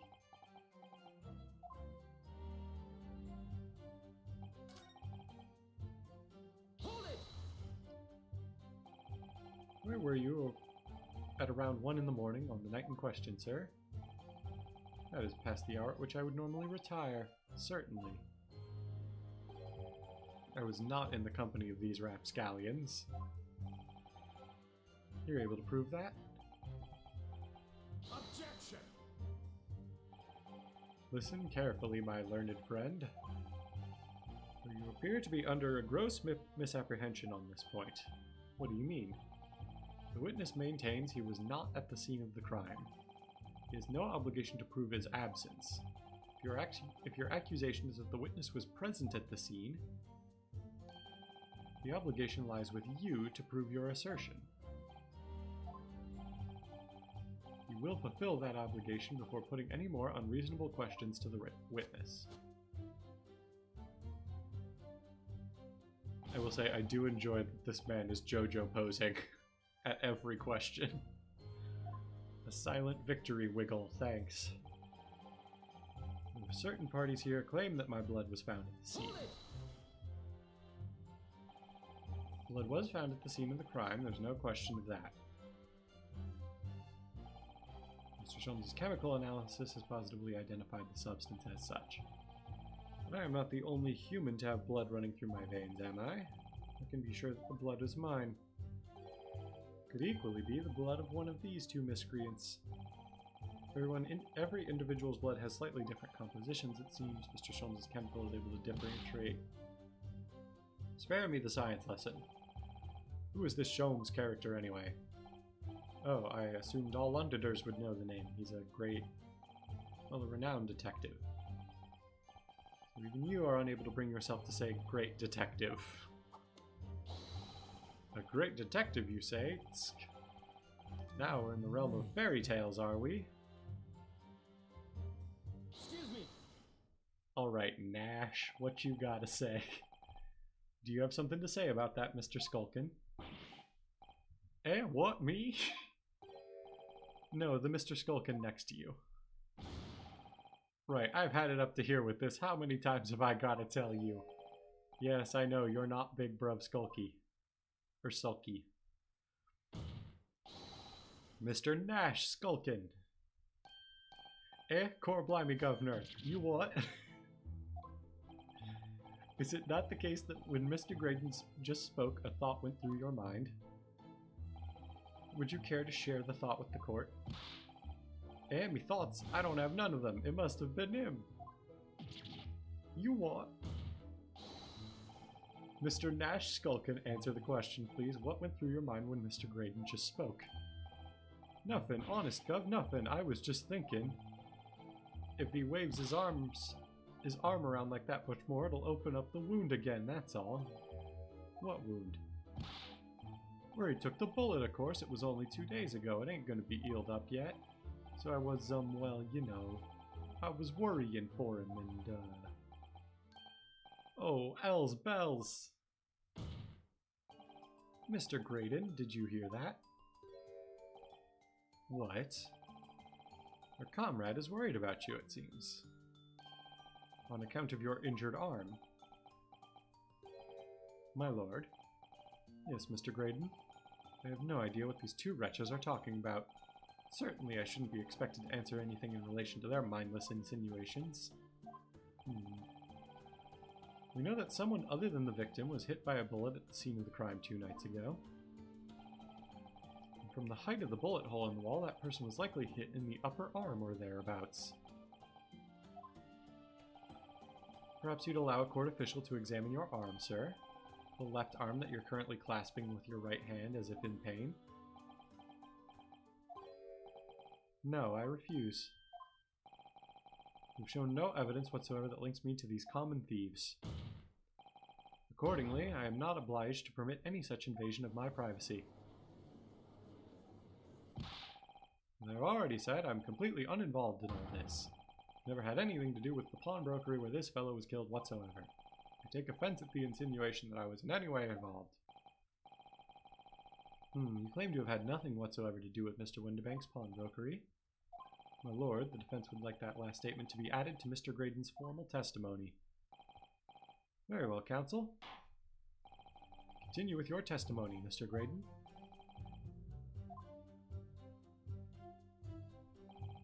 Bottom line is, I've never had anything to do with the pawnbroking establishment where the man was killed. Ah, but we know you have. Because of this music box disc. Have you ever seen this disc before, Mr. Graydon? Why, is it supposed to mean something? This disc was, until the day of his murder, in pawn in Mr. Windibank's shop. It was redeemed by the defendant, Miss Gina Lestrade, that afternoon. However, somebody mysteriously appeared to try to take it from her. And that somebody was you, of course, wasn't it, Mr. Graydon?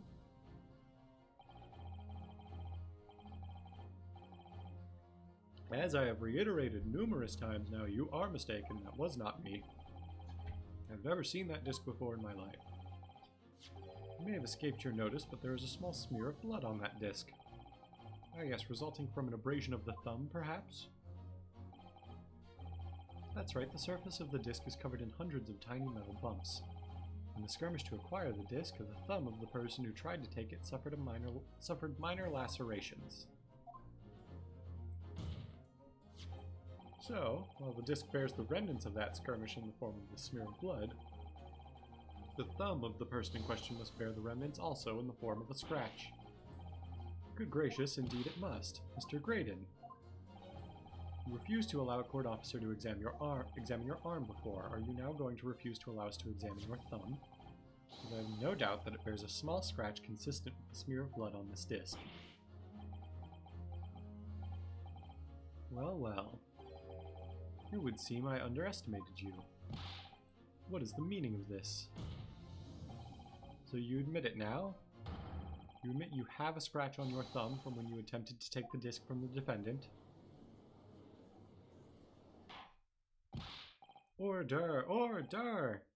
Well, Mr. Graydon. It would appear there has been something of a misunderstanding here. I did not attempt to take that disc as you put it. No, quite the reverse. What are you trying to say? It's really quite simple, you see. The disc was mine from the outset. Is there some crime in taking an item that you own out of pawn? What?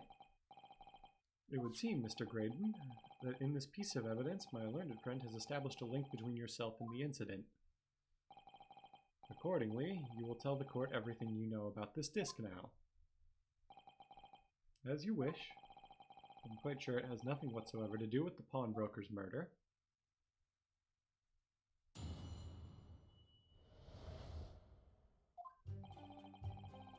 There's a note on the disc saying, "For McGilded, but the item belongs to me. The redemption ticket was stolen from me by the accused, that filthy gutterling, on the day in question. Proceeded at once to the shop in order to explain my situation and redeem my article. In the end, of course, the disc was taken by the police. In other words, I had absolutely no reason to break into the shop later that same night." Did I hear you correctly, sir? McGilded, you say, the famous London philanthropist, who perished in this very courtroom 2 months ago after being acquitted of a distinctly messy murder? Yes, my lord, the one and the same. Good lord, Mr. Graydon. Are you saying that McGilded and yourself were acquainted?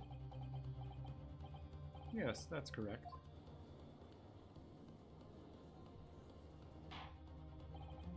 Order! Well, certainly didn't expect to hear that name uttered here in my courtroom again.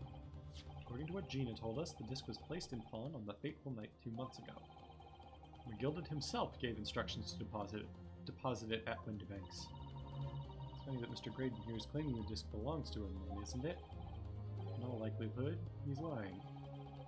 So he appeared that afternoon at Windibanks in order to get his hands on McGilded's disc for some reason.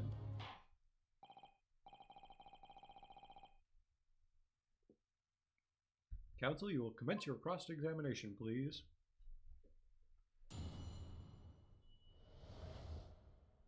The disc.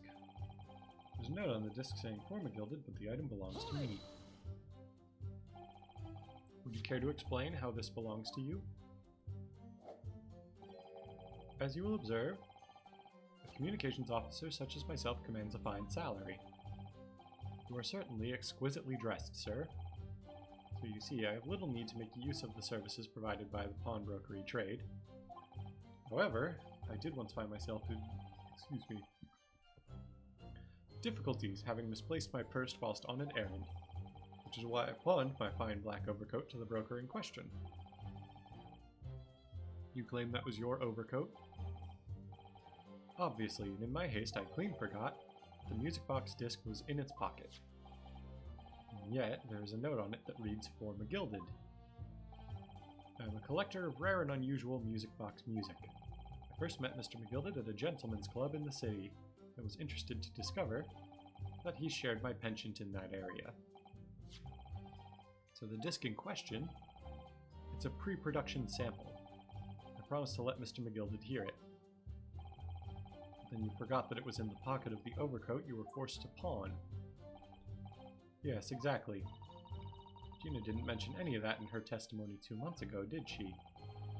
No, because McGilded had threatened her to keep her mouth shut. Which means that if we dig too deeply here, it's going to expose Gina's perjury. Oh dear, this is complicated, isn't it? Let's leave it alone for the time being. The redemption ticket was stolen from me by the accused, that filthy gutterling, on the day in question. So you're saying that Miss Lestrade lifted the ticket from your pocket or bag? That's right, despite being mindful of danger when walking in the insalubrious areas her kind frequent. Miss Lestrade did no such thing. Well, of course you would take that stance, but the girl is a regular offender. Came to the pawnbrokery that day prepared with all the information you needed to identify the defendant. You were looking for her, that's what brought you to Windibanks. To get your hands on Mr. McGilded's disc. My learned friend is a veritable font of nonsense. Nonsense? I concur with the prosecution. Counsel, you will refrain from conjecturing in this way, is that clear? Yes, my lord. I will continue with my testimony for what possible use it can be. I wonder, can we present the ticket and be like, okay, if this is your ticket, why is a murdered man's blood on here?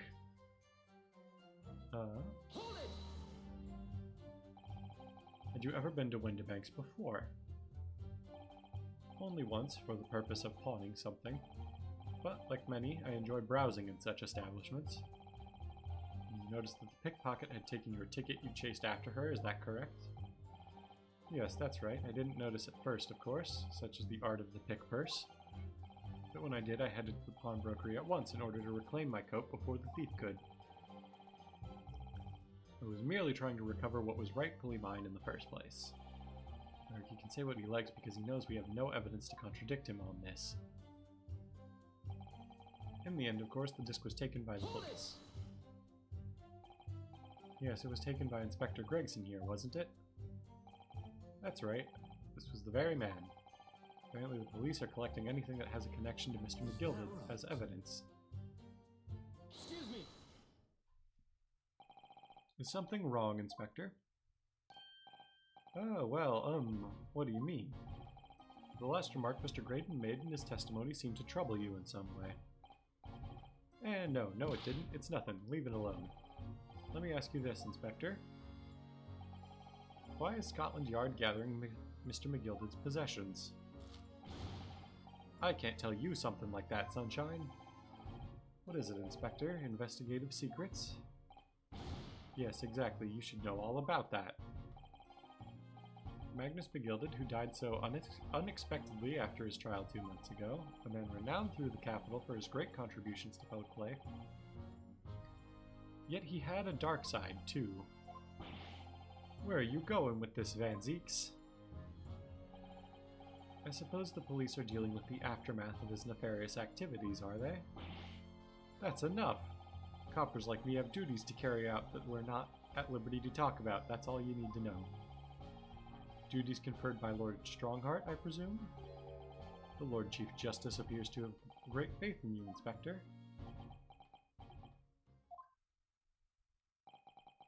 The bottom line is, if you want to get more out of me, you're going to need Lord Strongheart's paw print first. What's all this about? It's like there's something going on between Gregson and Lord Van Zeeks here.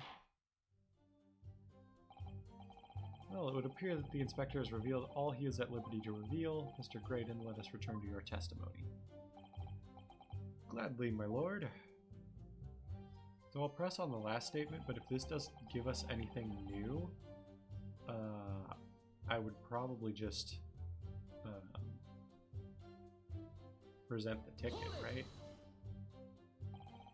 Perhaps you'd seen something of value among the forfeited items? No, not at all. Oh. A valuer was brought in by the police to assess everything in the shop.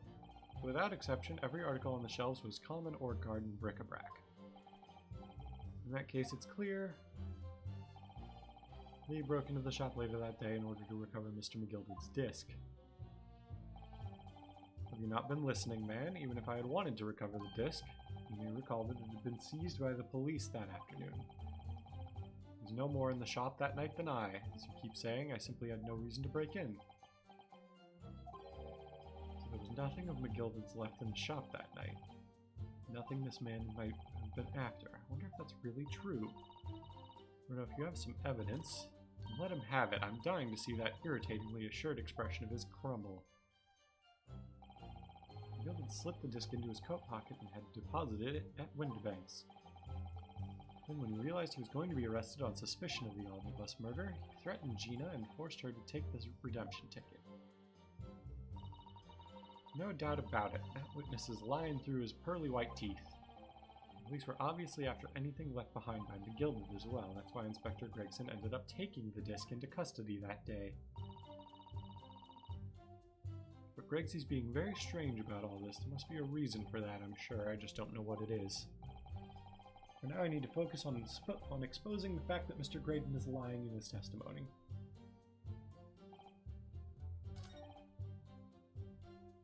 Can we present the...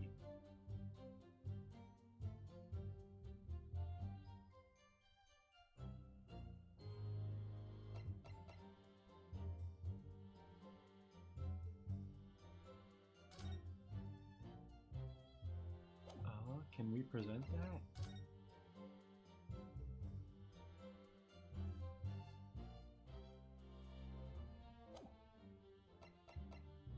Tell you what, let me save just in case, because if we're going to be kind of trial and erroring this, I don't want to run out of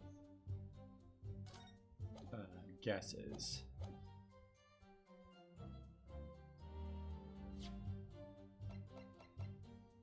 Objection!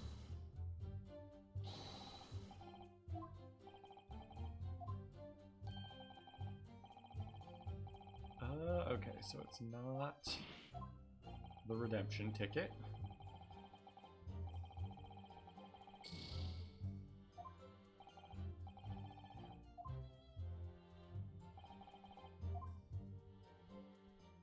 Okay, so if it's not...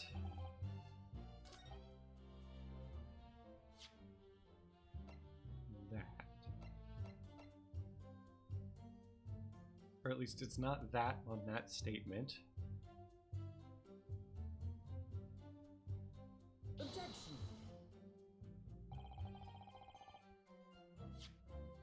Okay, tell you what, since we have burned two thingies, let's try this again.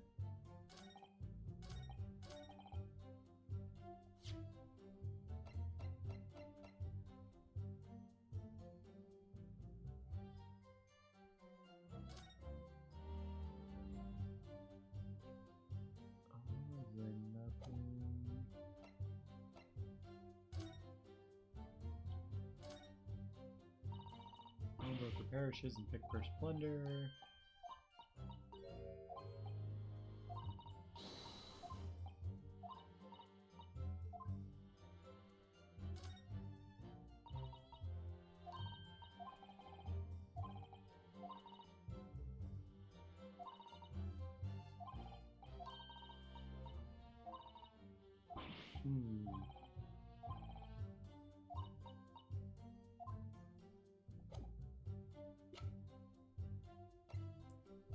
What could we present as proof?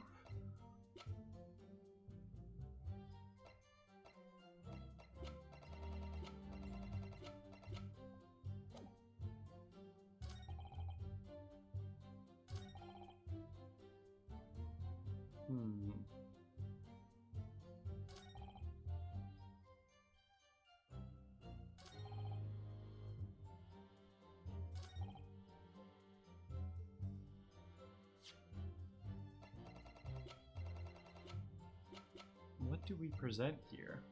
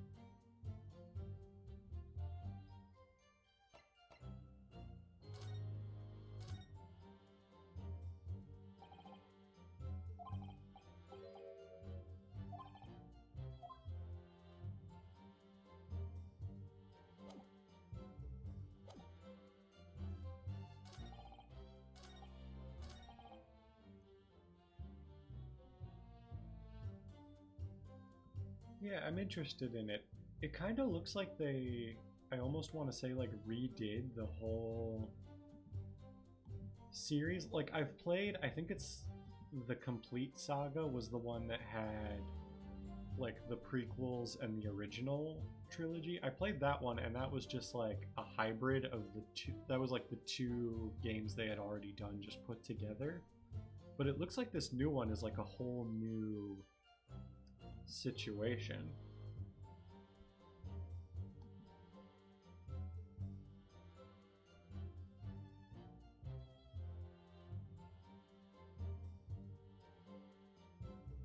Okay.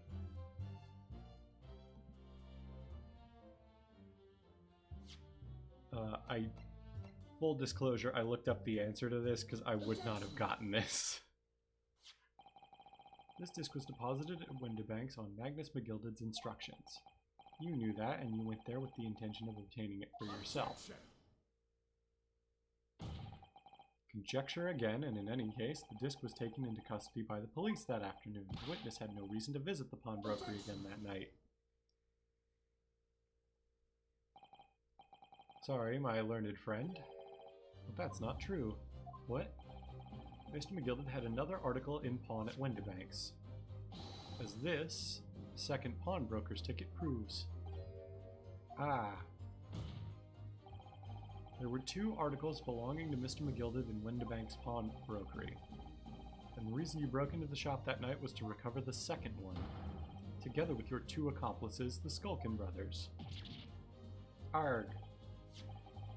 This is the second ticket, is it? What had the man deposited? The article description reads, one small box. A rather vague description, it seems to me. Are you suggesting that I broke into the pawnbrokery with these clowns in order to steal some trinket box? I believe there are adequate grounds to suspect that you did. This is absurd. Why on earth would I do such a thing? Once the article had been forfeited, I could simply walk into the shop and purchase it. There would be absolutely no need for me to resort to theft. That's a good point. Indeed, the witness makes a solid argument. So that means that, for some reason, this Graydon fellow needed the small box that very night, does it? It's time to put an end to this nonsense, my lord. Could you be a little less cryptic, Lord Van Zieks? I do hate to ruin my learned friend's argument, but the truth is quite incontrovertible. On the night in question, no small box was taken from Windibank's pawnbrokery. And rest assured, the prosecution can prove it. What? Good gracious! Inspector, show the photographic prints to the court, if you please. Yes, sir. What prints? These prints were taken from one of the detective's security cameras. Ah, Hurley's red-handed recorders again. As previously explained, using this plan of the shop layout, the victim's establishment was furnished with automatic cameras in 2 locations. One was set to capture the counter where Mr. Windibank received his customers, and the other was set to capture the shelves on which articles were placed for sale once forfeited. According to the information on this ticket, the gilded small box had been forfeited already. 2 days before the incident at 9 p.m. on the 13th of April, to be precise, which means it would have been on the shelves of forfeited items in the shop front. What I have here is a print taken by one of the cameras about 2 hours before the incident. That's at 11 p.m. on the 15th of April.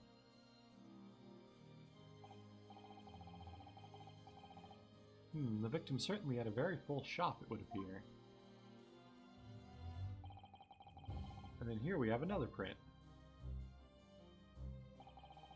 One was taken about 2 hours after the incident. I see.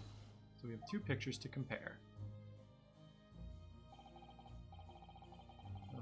I must say that placing them side by side leaves me cold. Can we do the stereoscope thing?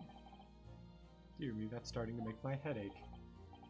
Obviously, at Scotland Yard we considered theft as a possible motive. In this case, we explored the possibility that something had been taken in addition to the victim's life. Do you have already compared these 2 photographs thoroughly, Inspector? Yes, sir. I feel like the blue box is like standing out to me for some reason. Oh no, it's the small box in the corner. And the Yard's conclusion is that exactly the same number are present in both. In other words, nothing was taken from the pawnbrokery on the night in question. My learned friend's assertion is nothing more than a hopeful fantasy. Arg! Let me prove it. I don't believe it. If I could have just shown that he'd stolen McGilded's pawned box. He could have stolen the contents of the box, just let me prove it. I might have been able to break him down at last. You know what, Runo? I've been thinking. I wonder if these 2 photographs really are exactly the same. What? So, counsel, in light of the evidence put forward by the prosecution, what is your position? It seems that, in fact, on the night in question, nothing was stolen from the victim's establishment. Do you accept the prosecution's assertion? No, we don't. I don't know. Could there be some hidden discrepancy in these 2 photographic prints somewhere? Point out a discrepancy. I wasn't sure at first, but there is a clear discrepancy between these 2 prints. What? You must identify the location in question for the court, counsel. Indicate the precise location of the discrepancy of which you speak.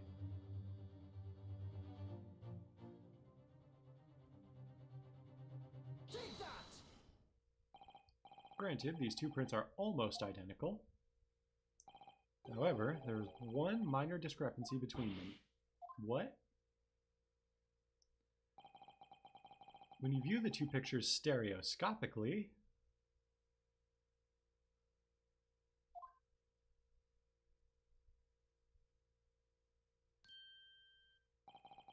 A single area stands out as being different, the location of this small box. Let me wait. Unbelievable. By Jove, you're right. How extraordinary. What this tells us is very simple. Mr. McGilded's small box was indeed not stolen from Windibanks on the night in question. However, there can be no doubt that somebody picked up this particular box and then returned it to its place on the shelves.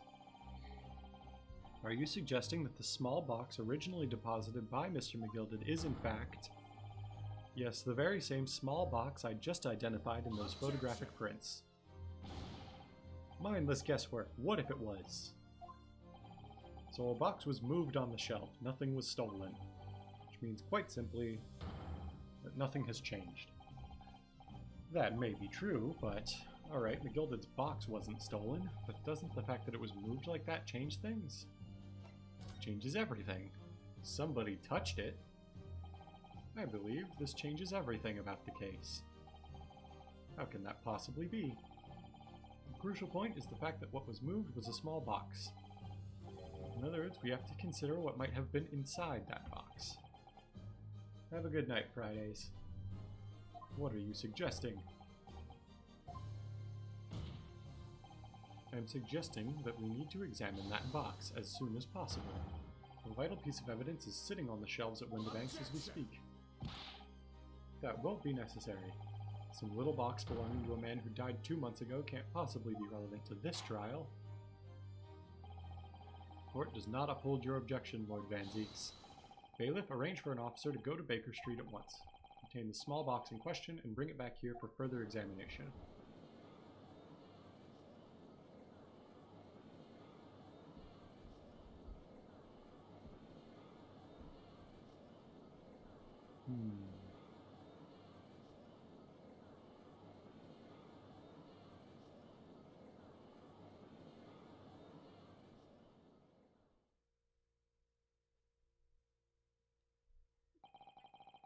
We should have a report within half an hour. I think perhaps we should recess for a short while until the evidence is brought forth. To be hoodwinked by such a farce. Disappointing. I beg your pardon, Lord Van Zeeks. This is nothing but a smokescreen, a Nipponese specialty, it would seem. What are you trying to say? My learned friend has persisted with the same line of reasoning from the very beginning, that this witness's intent was to steal an article belonging to Mr. McGilded from the pawnbrokery. Yet common sense tells us that none of the articles have value enough to be worth stealing in the first place. Exactly, it would be beyond absurd to break into a place for the purpose of stealing such commonplace property.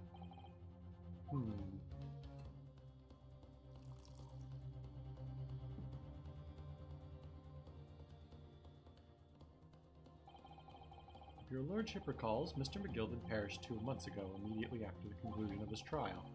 A trial in which he was found not guilty. A trial in which it was established he was the upstanding member of society his reputation implied, in fact. So I propose a toast to my learned friend and his most insightful defense. The articles this upstanding member of society pawned were entirely ordinary. A black overcoat that just happened to have a music box disc in one of its pockets in the small box. I assure you I wouldn't accept even if the man tried to make a gift of such things to me.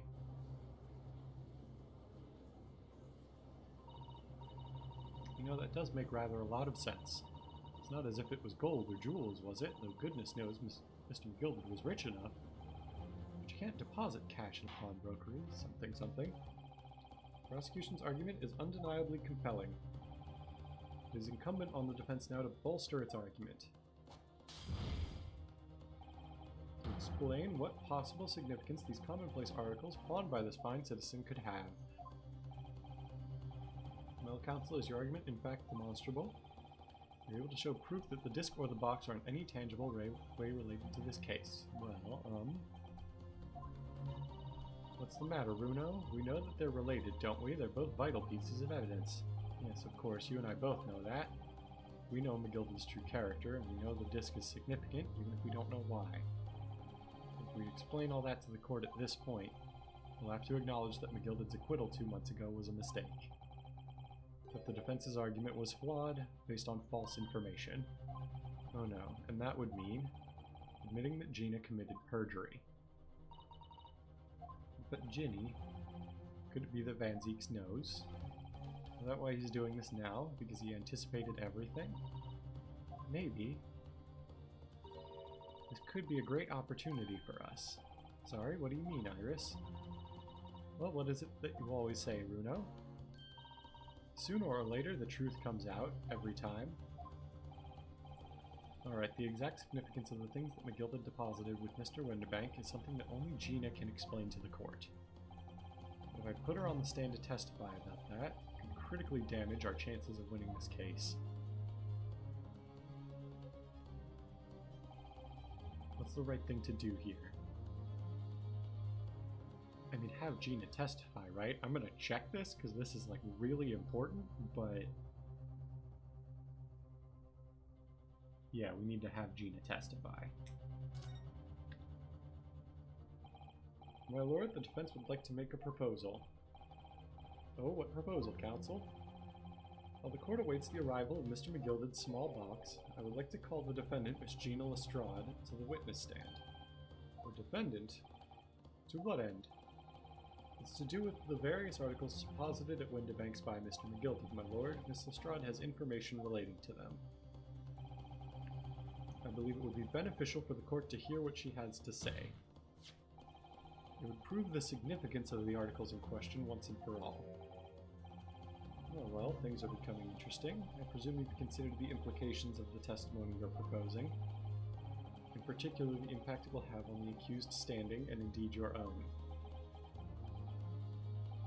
I have. Lord Van Zieks, would you care to explain that last remark? Prosecution accepts the defense's proposal. I move to interrupt the cross-examination of the current witness and hear from the accused herself. Very well, if you have no objection. So the court will hear the testimony of the defendant, Miss Gina Lestrade. You witnesses currently in the stand may step down until further notice. Then I shall bid you good day. Wait. You, sir, shall remain in the stand while Miss Lestrade testifies. As you wish. Alright then, Gina, it's time. I know this will be hard, but please put your faith in me here. Good luck, Runo.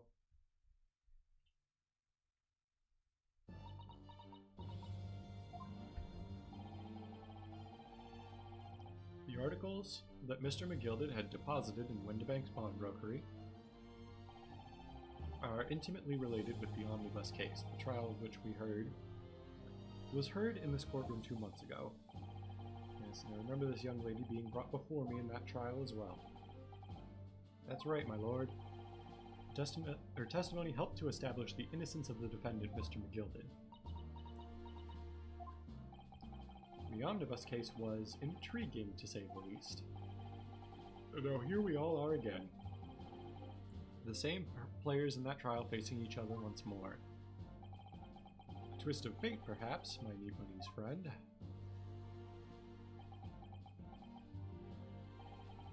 Allow me to recap the events of 2 months ago.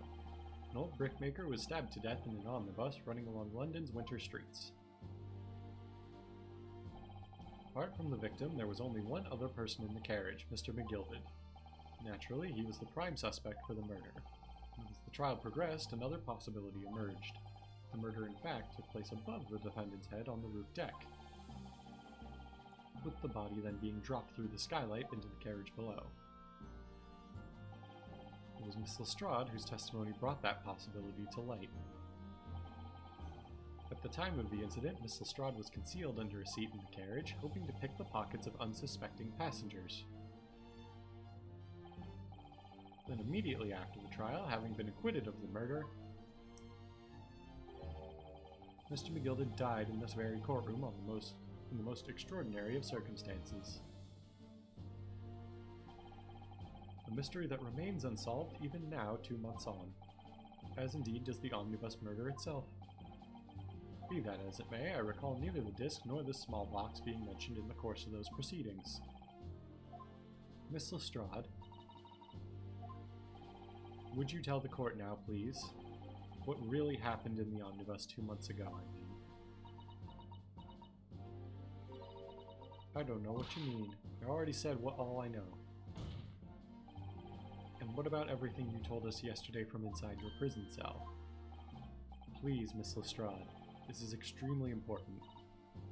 But remember, little girl, if it transpires that you willfully withheld information in the trial 2 months ago, the Home Office will seek to prosecute you for perjury.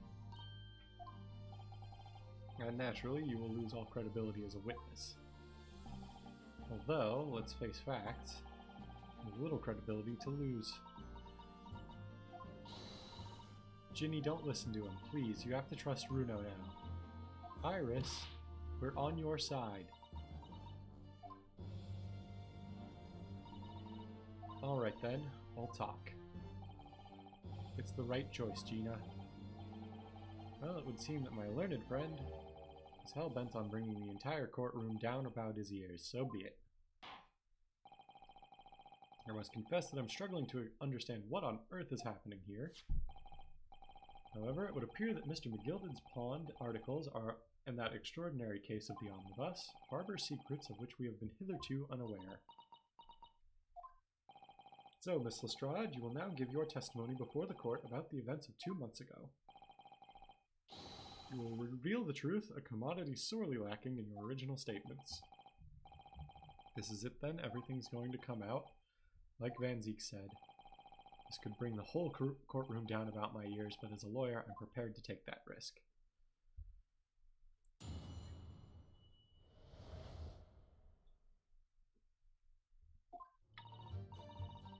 Truth is, that Brickmaker Cove was in the cabin of the omnibus the whole time. When the Irishman dragged me out from under the seat, I saw that disc on the floor.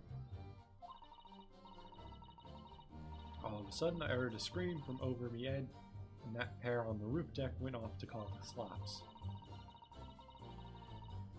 That's when McGilded slipped the driver some tin to do a run to the pawn shop roundabout.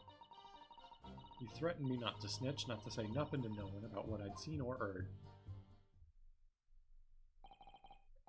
Good grief, this is outrageous. What you just told the court bears almost no resemblance to your testimony 2 months ago. As you say, my lord. Then there's every chance I may have adjudicated an error in McGilded's trial. It sounds very much to me as if the man deliberately deceived this court in an effort to cover up the most wicked of schemes. Without doubt, your lordship is correct. A great injustice was done in this courtroom 2 months ago. The accusations of the accused in that trial of this witness and my learned friend are entirely inexcusable. I don't believe it. The whole trial was a farce. It was all lies. That McGilded fellow was rotten to the core, just like that pickpocket. Don't forget that lawyer from the east. They were all in on it together. You're wrong, the lot of ya. Mr. Naraoto, the lawyer there, he didn't know nothing about it. Humbug. I don't think so. Are we really expected to believe that? He really stitched everyone up, didn't he? What an operation to get the man off scot-free. Unforgivable. Stop. The lies have to stop. Stop. Yes, the defense made a terrible error of judgment. I intend to take full responsibility and suffer whatever consequences are deemed appropriate. However, it's imperative that the court allows the witness to elaborate on her testimony, because the true significance of McGilded's pawned articles must be brought to light. Very well, my learned student friend. Given the depth of calamity you have just plunged yourself into, this may well be worth hearing. Words fail me. The situation is utterly deplorable. Mr. Naruhodo? Yes, my lord. I will decide upon your fate following the conclusion of this trial. Of course, my lord. Blimey, Mr. Naruhodo. Now, counsel, proceed with the cross-examination. I mean, do we cross-examine our own witness? Kinda seems like the prosecution should be doing this. Hold it! And you were hiding in the cabinet at the time as well, weren't you, Miss Lestrade? If I remember rightly, in the storage compartment underneath one of the seats. Yeah, that's right. It's pitch black under there, so you can't see nothing at all. In your testimony 2 months ago, you feel certain that you claimed Mr. McGilded was the sole passenger, did you not? False testimony, my lord. That's what he told me I had to say. It's important that you tell us the truth now. Were Mr. McGilded and the victim acquaintances? I don't know, but I did hear him talking a lot. What were they talking about? Well, I couldn't hear too well, but if I had to say, I think it was about money or something. They kept talking about buying and not buying. Perhaps business dealings of some kind. Anyway, they got louder and louder. It started to sound like a proper fight. I was pretty scared by then. I hardly dared to breathe, and then, all of a sudden, I heard a noise like someone keeling over on the floor. It was bloomin' loud and all. And I believe you let out an involuntary scream? Or scream, excuse me. Yeah, that's what gave me away. When the Irishman dragged me out from under the seat, I saw that disc on the floor. Was the disc you saw this disc? Yeah, I reckon it probably was. It was right next to the cove, lying on the floor. Could this disc have belonged to the victim, perhaps? I don't know, but McGilded picked it up pretty smartish. And then he sat in the cove with the knife in his belly up on the seat. What did he say to you at that time? He told me not to say a word about what I'd seen or heard to no one. About the disc and all. I was dead scared the way he was looking at me, I thought. If I didn't go along with it, I'd get stuck with that knife too. Then he started asking me loads of questions. Like what my name was and where I lived and that. He asked me about being a diver too. But after a while, what had happened in the carriage was noticed. Yeah, that's right. First there was a kind of rapping noise. All of a sudden I heard a scream from over the edge, and the pair on the roof deck went off to call the slugs. There were 2 gentlemen occupying the seats on the roof deck, I believe. That's right. They must have looked down through the skylight and noticed the cove with the knife in his guts. When they screamed, the driver pulled up the horses and McGilded got me out of sight. Out of sight? Where? Back under the seat where I started off. Once the carriage came to a halt, the 2 coves from the roof ran off to fetch the slops. They immediately leapt to fetch the police. It would appear they were entirely unrelated to the incident. So that left McGilded, the driver, and you still at the scene. Yeah, only the driver didn't know I was there because I was under the seat. I heard the cabin door open and a voice from outside. The driver, yes, also testified in the trial, I believe. A fellow who went by the name of Beppo, if memory serves. What did McGilded and the driver say to each other? I don't know what happened and stuff like that, mainly.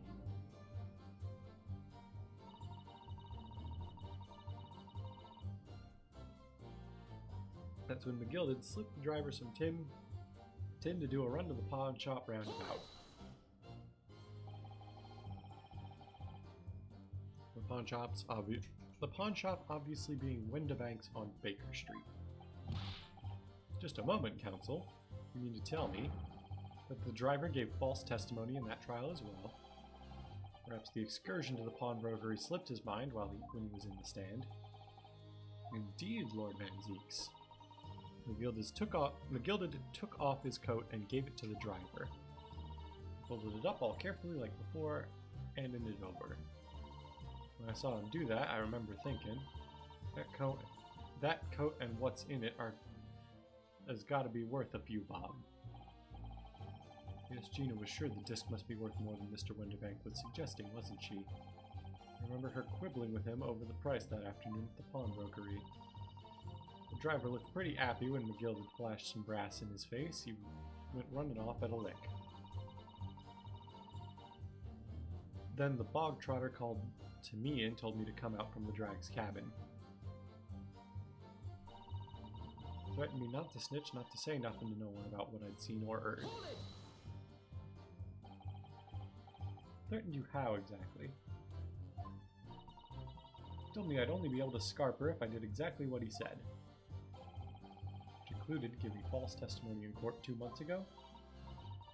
Yeah, that's it. And there was one other thing he said. Which was... told me I'd have to hang on to the ticket from the pawn shop and make sure not to lose it. The ticket? Well, I never. So that if he didn't show up to get the ticket off me before 2 months passed, I had to go to the pawn shop and pay the money to keep it in lug to stop it being forfeited. He left me with some brass to pay for it. But really, why on earth would Mr. McGilded have done such a thing? Depositing his overcoat with a pawnbroker before the arrival of police makes no sense at all. There would seem to be only one logical explanation, my lord. What McGilded had the driver deposit at Windibanks was something he didn't want the police to see. Something very important that he needed to hide at all costs. Anyway, after that, he let me go, so I legged it before the coppers showed up. Well done, Gina. It can't have been easy to tell the truth like that. Ginny's really put her faith in you, Runo. Yes, and to thank her, she'll have to face a charge of perjury once the trial's over. So we need to use the time we have now to get as much information out of her as possible.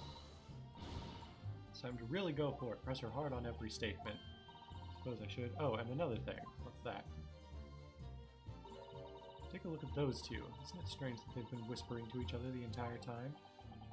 That is strange. It looks like they're having a secret discussion about something. I'm not sure I'm completely comfortable with that. I wonder if there's anything I can do about it.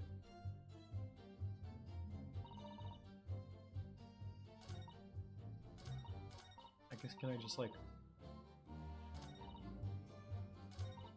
Hold it! press on a statement and then like pursue them? Excuse me. Is there something you'd like to share with the court, Inspector Gregson and Mr. Graydon? Inspector, Mr. Graydon. What? Blimey, you trying to give me a heart attack? You've been whispering to each other for quite some time now. Tell us, what is the discussion about? Discussion? With this fella? Pull the other one, sunshine. You think I've got anything to talk about with a shady gent like this? I have nothing to say to this uncouth detective after he deprived me of that disc that was rightfully mine. But they've clearly been talking the entire time I've been cross-examining Gina. It's as if they've been negotiating.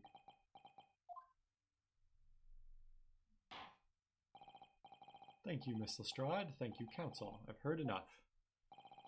I believe we now have a reasonable understanding of what actually transpired on the omnibus. It would appear, on that night 2 months ago, a negotiation was taking place on the omnibus. A negotiation concerning this disc, however, matters did not run smoothly. When the parties involved began to quarrel over price, McGilded took what he wanted by force, and at the expense of the other man's life. Which proves my point. The disc is clearly extremely valuable in some way, although I don't understand why as yet. And 2 days ago, precisely 2 months after the omnibus incident, McGilded's coat and its contents were due to be forfeited. I didn't know what I should do with the ticket. I mean, the coat died right after his trial, I knew that. So you decided you would try to claim the articles as your own. Well, why not, eh? They were only going to be forfeited. Why shouldn't I have got them? Anyway, you can't blame me for thinking about it. Thinking ain't no crime. Miss Lestrade, it would appear Mr. McGilded was prepared to kill in order to take possession of this disc. Do you know why that would be? Eh? I ain't got a clue. But I reckon it must be worth a fair bit of brass. He was probably going to sell it. And you can't blame me for thinking that. Thinking ain't no crime. My lord. The evidence your lordship requested has been located and is ready for the court's inspection, sir.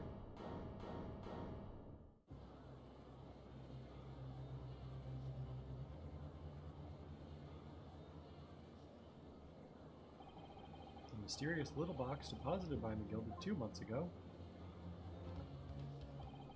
There's no doubt in my mind that it's a key piece in this far-reaching puzzle.